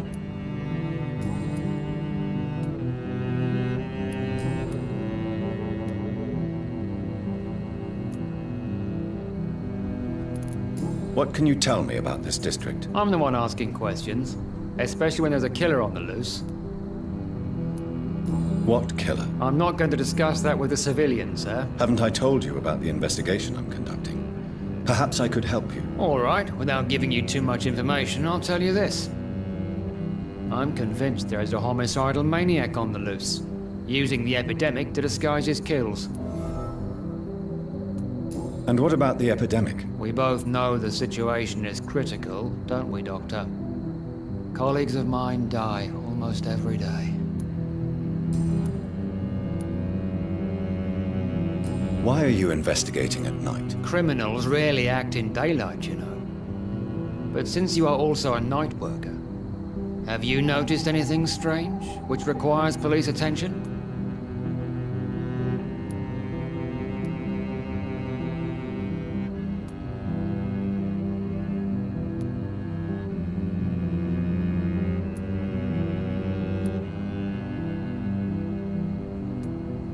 Does the name Fergal ring a bell? Fergal Bancher? Of course it does. Fergal Bancher, the Butcher of Galway.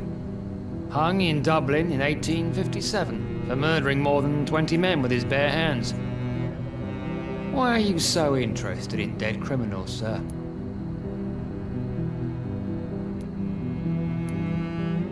What are you really doing here? I told you. I'm a detective inspector from Scotland Yard, investigating suspicious cases in the area. Do you work alone? Yes. The situation is difficult for the police. Many of us are sick, and since the summer strike, most men apply a work to rule on their patrols. What about the situation in the East End? Why are there no police there to protect the civilians? I know, it's a shame, but we just don't have enough men to cover the entire city.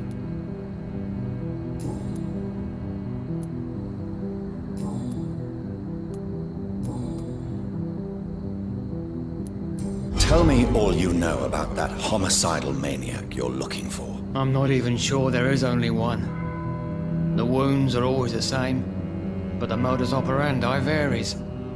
Sometimes violent and brutal, sometimes precise and swift. How could different killers inflict the same wounds? That's my main problem. If my theory is correct, maybe we're facing a group of individuals sharing the same violent tendencies. Perhaps a sadist cult.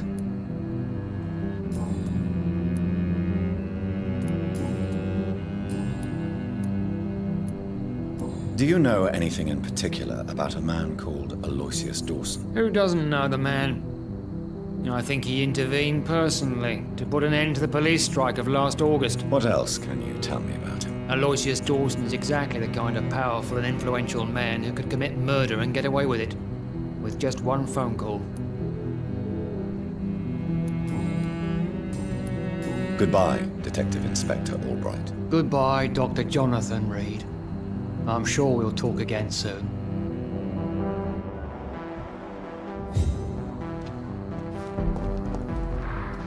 Dr. Reed, still conducting your nocturnal survey? Do you need medical attention, Inspector? I'm afraid I may have caught something. I don't feel too well. You'll quickly feel better after taking this. Thank you, Dr. Reed. I really appreciate it. Goodbye, Detective Inspector Albright. Goodbye, Dr. Jonathan Reed. I'm sure we'll talk again soon.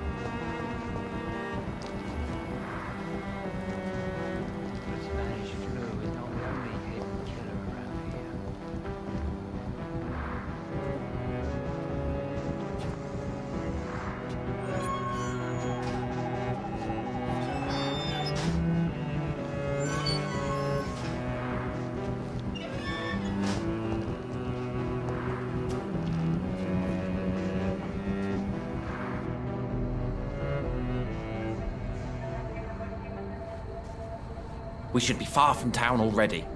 All right. But where would we go? Anywhere. Anywhere that isn't here. And what is that, by the way? A safer place? A less strange place? And where would that be? Life is strange. And we are alive. For now, yes. But for how long? If we decided to flee, we should be far from town already. All right. But where would we go?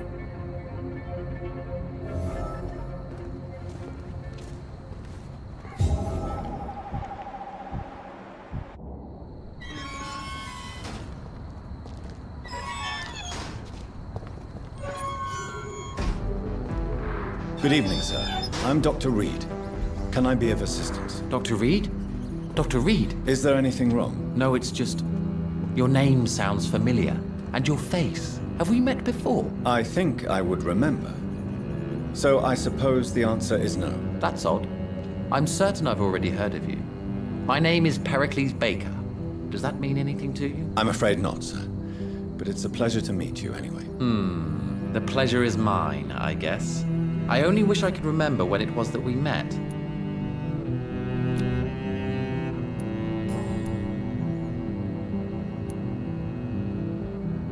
Tell me more about your strange feelings towards the city. I would be happy to describe them. But it's too hard to explain with mere words what I'm feeling. It's unclear.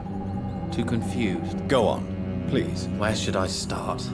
The world is chaos. Men go mad and nature itself runs roughshod over us all. This is not the first time mankind has faced a deadly epidemic or a war. Men kill each other while nature decides to kill them all. I don't know what scares me the most. Do you?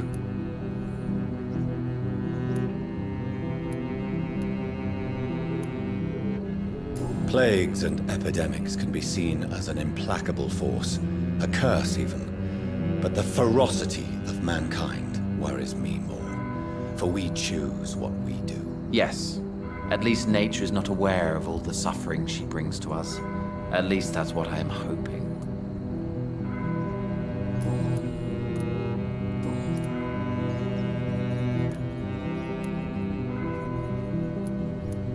Can you tell me anything about this district? As you like asking questions so much, would you allow me to ask you one first? Please, be my guest. Do you like this city? I know we are not living in the most peaceful of times, but I have learned to appreciate London's complexity. Yes, me too. This city tests us. It invites us to find ourselves, to discover our true nature scattered throughout its dark streets. But what if we don't like what we find? Do we ever know who we are? I wonder sometimes. Or maybe it is the journey to find out who we are that changes us. And what do you do, sir? For a living, that is. I stopped working when I decided to leave. When I realized what I wanted. Wanted something this city can't provide.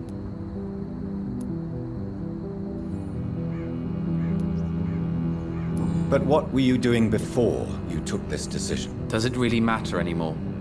Considering the past seems so pointless to me. I have lived in this city all my life. And now I think it's over. Tell me more about why you want to leave London, then. I just don't belong here anymore. I had to convince my brother to leave London because I know we need to find another life out of the city. Tell me about yourself, Mr. Baker. What are you doing out here in the middle of the night? We are waiting for someone. And why are you waiting for this person? Because we need to leave this city as soon as possible. Why do you want to leave the city? I'm not really sure.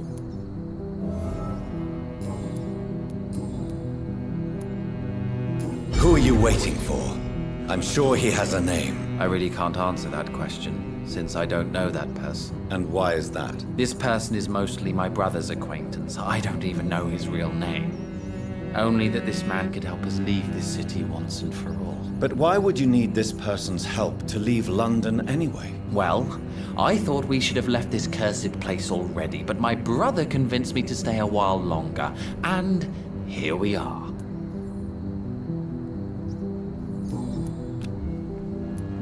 What can you tell me about Aloysius Dawson? I've heard this is a man who has searched for his place in the world for a long time. I hope he found it.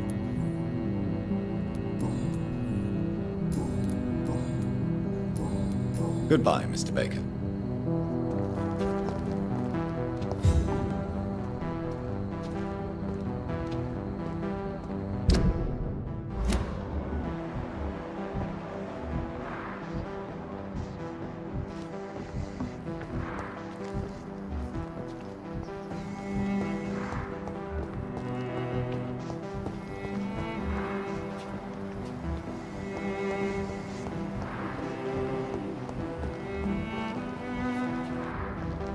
Good evening, sir. I am Dr. Jonathan Reed. Do you need my help? Yes, please. Would you be kind enough to tell me what the time is? That's all you need to know. Well, is it not important to know? As important as where you are? Or who you are? I suppose you're right. And who are you then, sir? I am Agamemnon Baker.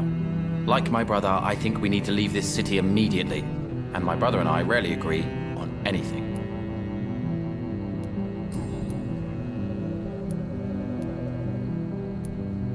What can you tell me about your brother? He's older than me, I think. But the important thing is that I really hope I'll die before him. Grief would just kill me, you know? Is that all? Pericles is very attached to this city, and without my insistence, he would never leave this place. We don't often agree on anything, you see?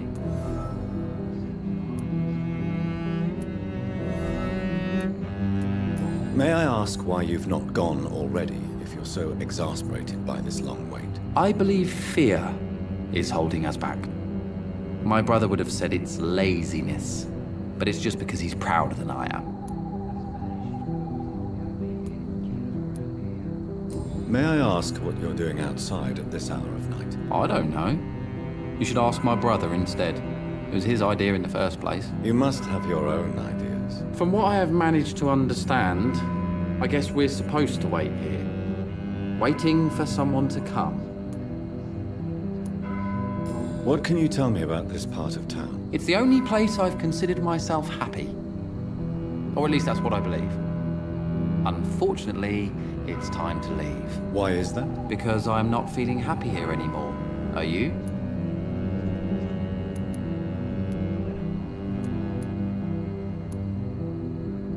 What kind of question is that? What am I supposed to answer, exactly? The truth. And I believe you just did it, actually.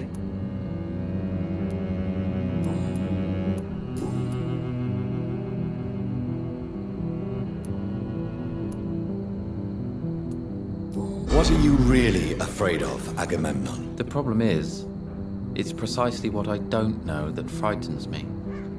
So I suppose I can't really answer your question. Who are you waiting for, exactly? The more I think about it, the more I believe it's not exactly a person we are waiting for. But what else could it be, then? I don't know. A feeling? An event? An impulse? How can I tell? Something that would allow us to leave this trap.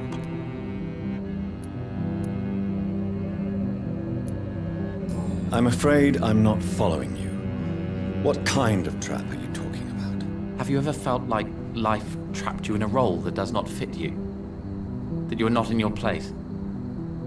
That sort of trap. Trap?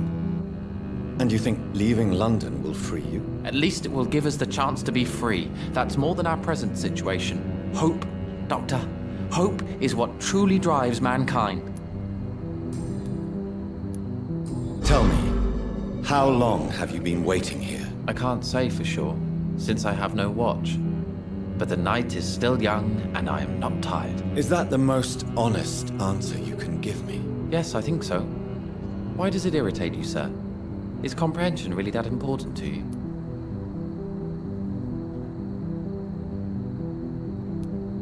I'm a scientist. I try my best to understand things. I know the world has to obey unbreakable rules. You know, or you want the world to obey such rules? I know one thing. I do not understand who you are. And it's better that way. What kind of life would we live if we could summarize a person in a few words or a few lines? If you finally manage to leave London, where do you intend to go? A happy place, that's for sure.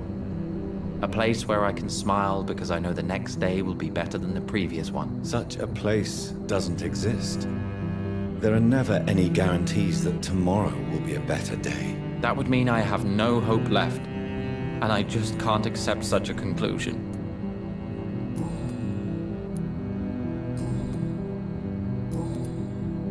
What can you tell me about Aloysius Dawson? You should ask that question to my brother instead. Personally, I've not seen Aloysius for many years.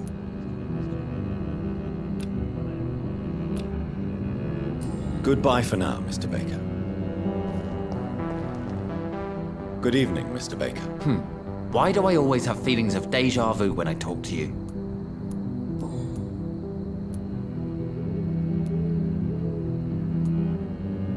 How long have you been waiting for this man? Sometimes I feel as though I've been waiting for him for ages. Perhaps it is my role in life to wait for him. Not a pleasant thought. It could be dangerous for you, waiting here all night. That's quite true. But what other choice do we have? We are waiting here until we finally go.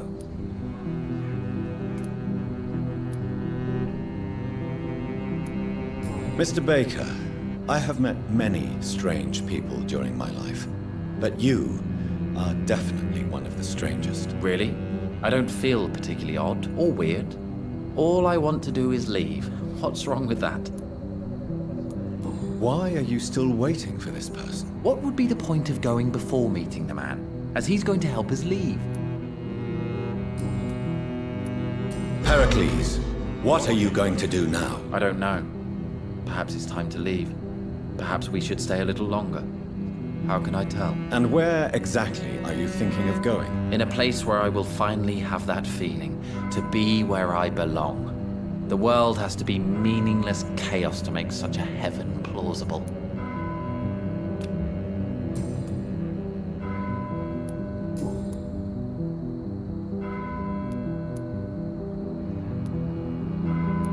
Pericles, tell me why your brother disagrees with your presence here. Agamemnon is naive sometimes. Although don't consider him a fool, sir. He is often more lucid than me.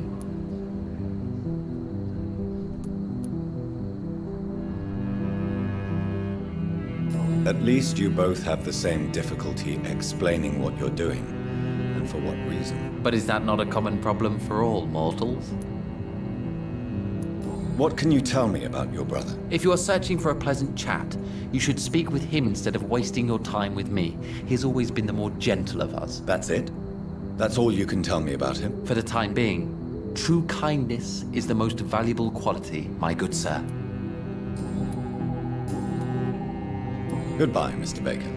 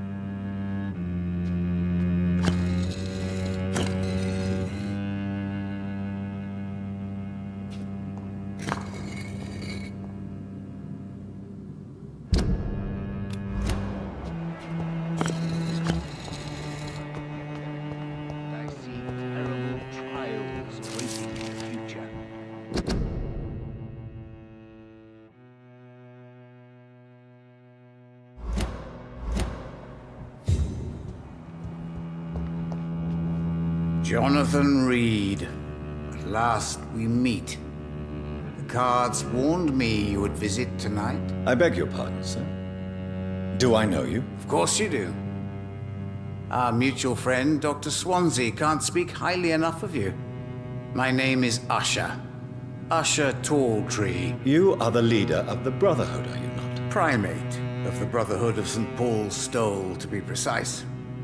I'm really glad we met tonight. I love it when the cards tell me a truth. The cards told you to expect me? Yes, they can tell me everything. They told me that you are a new Ekon who relishes his blood diet.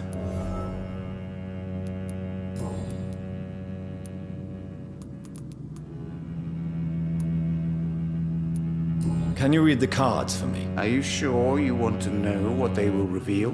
Yes, I am. It will cost you 150 shillings.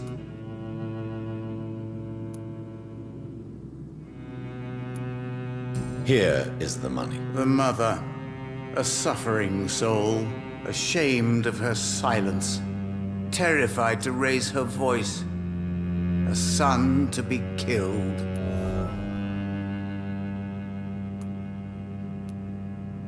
What can you tell me about the neighborhood? I really don't know. I don't often go outside. And when I do, it's usually to quite distant destinations. So you see nothing in the stars for me?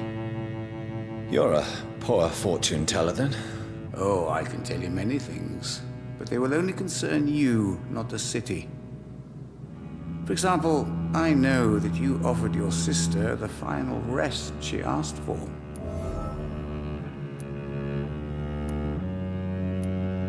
Do the cards speak of my Mary? No. It's the burning aura of guilt that precedes you everywhere you go. Read my fortune, then. You have been chosen, Jonathan. I see on you the mark of a strong being, so powerful it needn't even reveal its strength.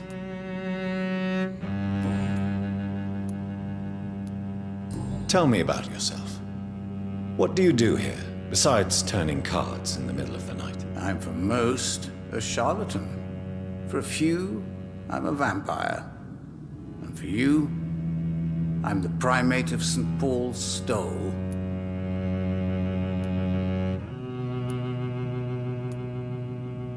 Some believe you to be a vampire. Who? The Guard of Priwen, who else?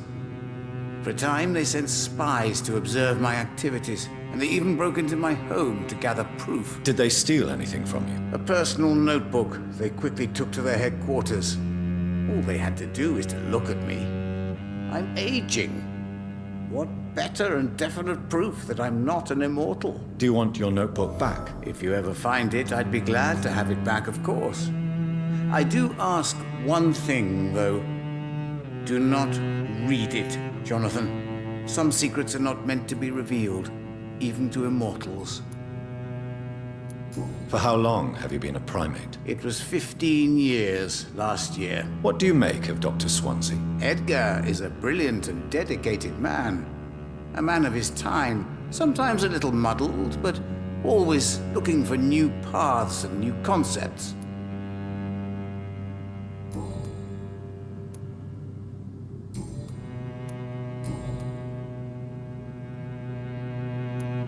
May I ask you about the Brotherhood? Of course. But I must warn you that there are some subjects we consider taboo, in spite of our fondness and acceptance of your kind. I know there is no love lost between the Guard of Priwen and the Brotherhood. What caused this rift? It was 1801. The Brotherhood was stronger then, a strength that made them hungry for ever greater power. An argument divided them, and the wound never healed. What was the nature of the disagreement? The problem was that both sides considered themselves the legitimate heirs of the original Brotherhood. We divide up the books, the relics, not always fairly or with consideration. Who founded the Brotherhood? That's precisely the kind of question I cannot answer. It is delicate, and may reveal some of our secret traditions. So you're not just a club of academics and scholars? Once upon a time, very long ago, the Brotherhood did more than simply study the vampires. They took actions to eliminate the more ferocious and corrupted.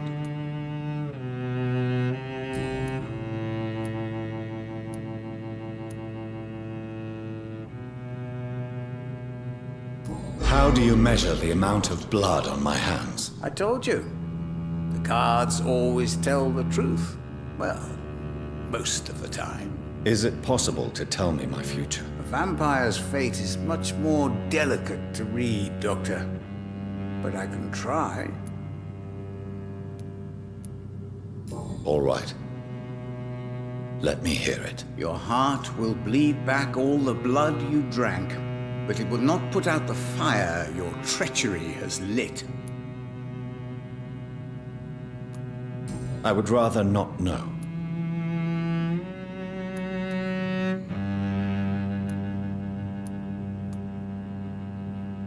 How did you learn about Mary? And spare me the hocus-pocus parlor tricks. The truth, now! Swansea told me. Don't look at me like that. His task is to observe and gather information about vampires. He had to tell me about Mary.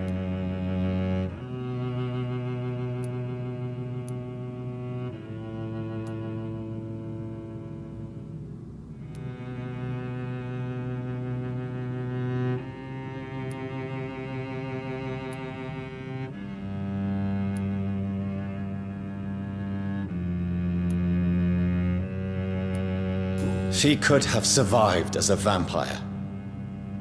If only she had given me a chance to explain.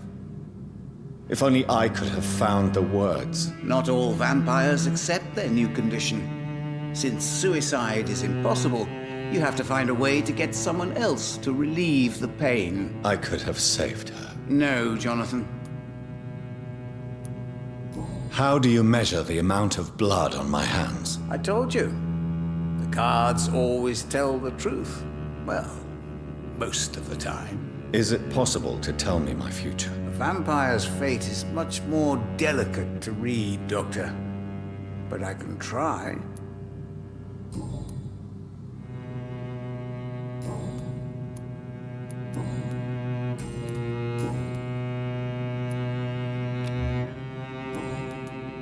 Is there anything you could tell me about Aloysius Dawson? Aloysius Dawson. Yes, of course. We met on several occasions. With time, he got deeper and deeper into the occult. He's not the only one.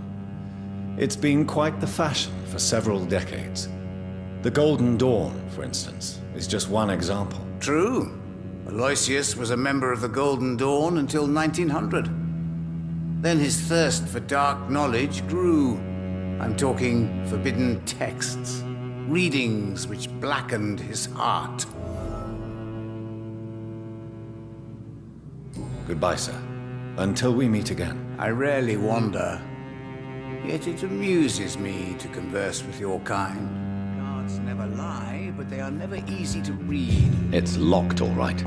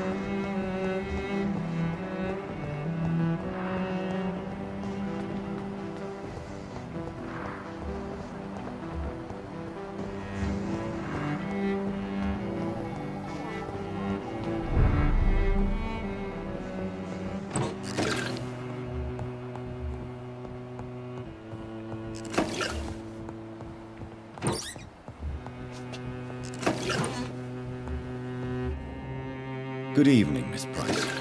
How are you tonight? Dr. Reed, I didn't know you had returned from the war. I had a new doctor when you left, but he's not as kind as you. Always glad to see a former patient in good condition.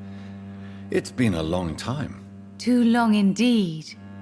And as a token of my appreciation, I'll grant you the best price if you fancy buying anything from my humble shop. Do you know Aloysius Dawson? Everybody knows him. He's only been to my shop once, though, looking for rare books and other intriguing antiques. Did he buy something from you? No, he left quickly. He almost laughed at my goods. Mr. Dawson may be a rich man, but you can't buy good manners. But isn't Aloysius Dawson known for his philanthropy? That was before his brother Robert died in an aeroplane crash. Since then, the remaining twin has turned into a heartless tycoon.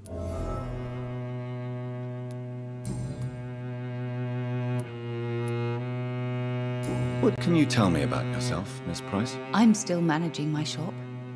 The only difference is, since the quarantine, we're open at night. You, on the contrary, seem to have changed a lot.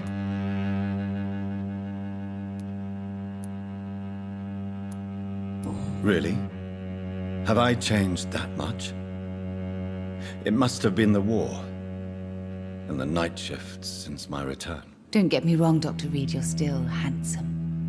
Just maybe a little bit wiser, more serious. It suits you well. Tell me more about yourself. No new fiancé? I remember you were hoping to get remarried. I'm sure you must have a few suitors. Who would marry an old bat like myself with a grown daughter and a little business? As you know, I only fancy handsome men like yourself.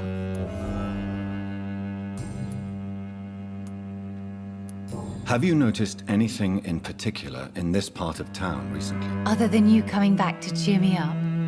Nothing at all, Dr. Reed.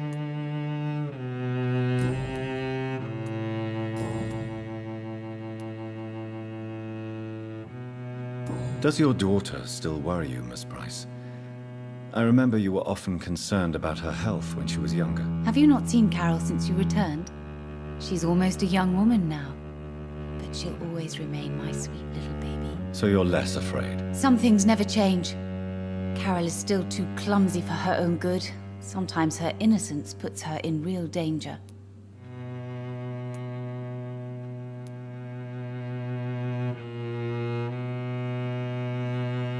Why would her innocence put her in danger? She does not realize how cruel life can be. Maybe I was a bad mother to protect her too much. My poor dear Carol. You have every reason to be cautious, Miss Price. Especially in these difficult times. Maybe you could talk with her, Dr. Reed. It would be nice to have a man here more often. We would both feel safer.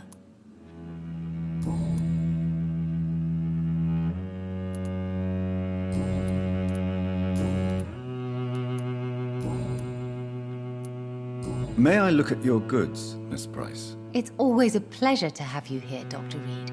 Take all the time you need.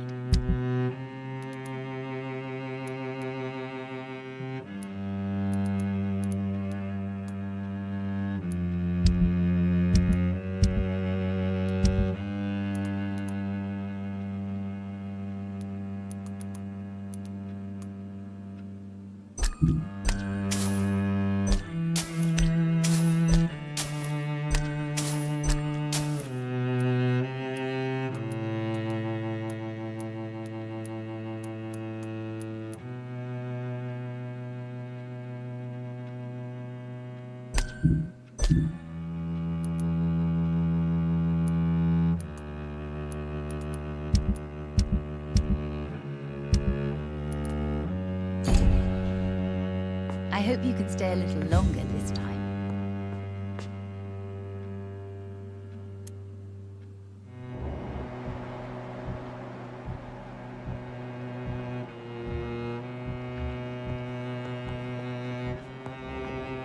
Good evening, Miss Price. You know you can call me Carolyn, my dear doctor.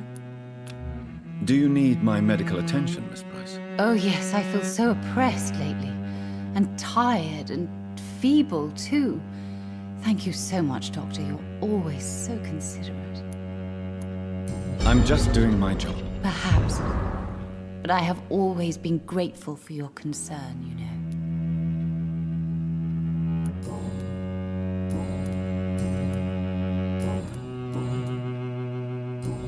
Goodbye for now, Miss Price.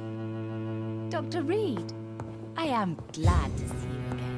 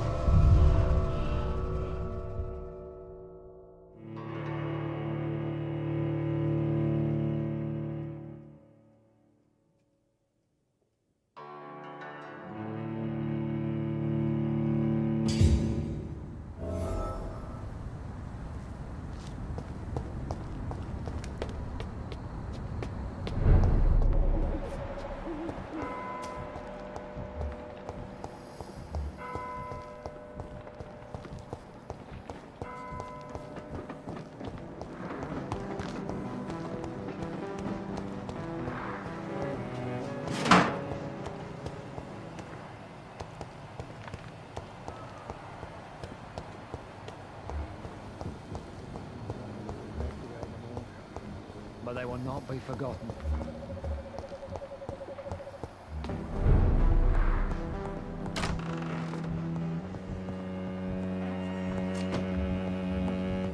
Dr. Reed, I am glad.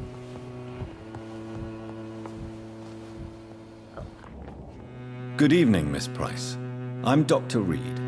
Do you remember me? Dr. Reed? Yes, of course. You are the doctor who healed me and my mum. Good evening, Dr. Reed. Good to see you too, Carol. Are you all right? Oh, yes. I did not hurt myself recently. I know how to take care of myself now. I'm almost a grown-up. Have you ever met the famous Aloysius Dawson? Yes. A very strange man. Not very nice. What do you mean? He said he was ready to pay good money for rare books, and then laughed at what we showed him.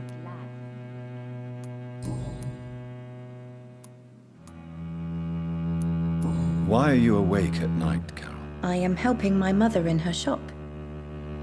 It's not easy, but I'm a grown-up now.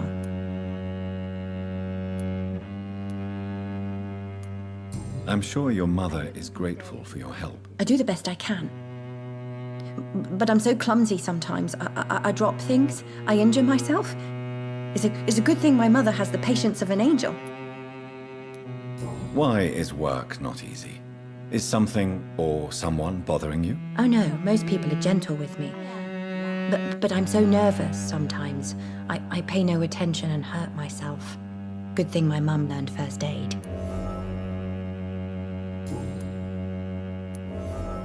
What can you tell me of the people living nearby? I don't speak to many people, except our customers. It's not easy to make friends. And with the epidemic, it's even more difficult. Have you no friends at all? No. Mr. Nithercote used to pass by and was always nice to me. Does he not come by anymore? No. Mum said he was weird. Always reciting poetry about a girl he'd met in Whitechapel. I wonder who this camellia may be. What can you tell me about the epidemic? Some of our regular customers have left London. Some others only send their housemaids now. Everybody fears the contagion. I've even seen men with weapons.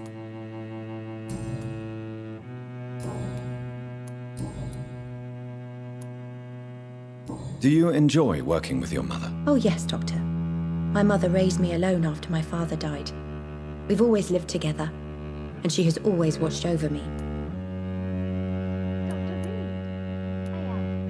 Do you remember your father? No, I was just a baby then. My mother always told me how strong and good he was. Do you ever think about getting married now you're a woman? Oh no, Dr. Reed. Mum always says I'm still a child who has no idea how tough life can be. No husband would like a clumsy girl like me.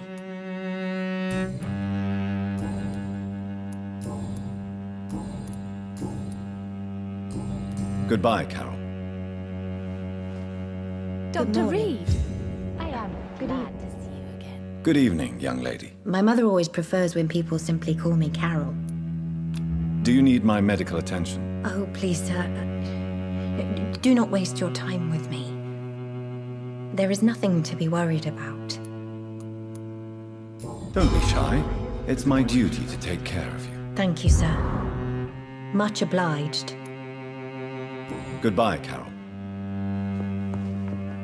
Oh, I am sorry, I can't help you, sir. Good evening, Miss Price. You know you can call me Carolyn, my dear doctor.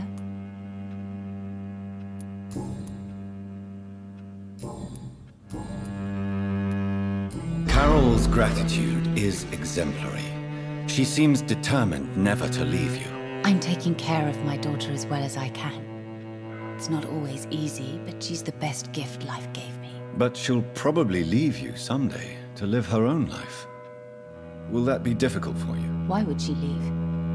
Children sometimes stay with their parents until the end, for they know no one else will love them as much.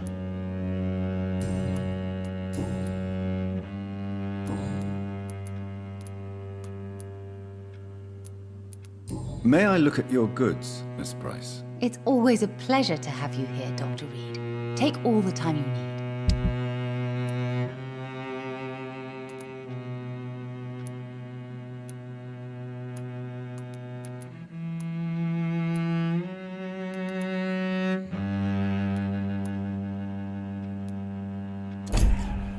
Dr. Reed, I am glad to see you again.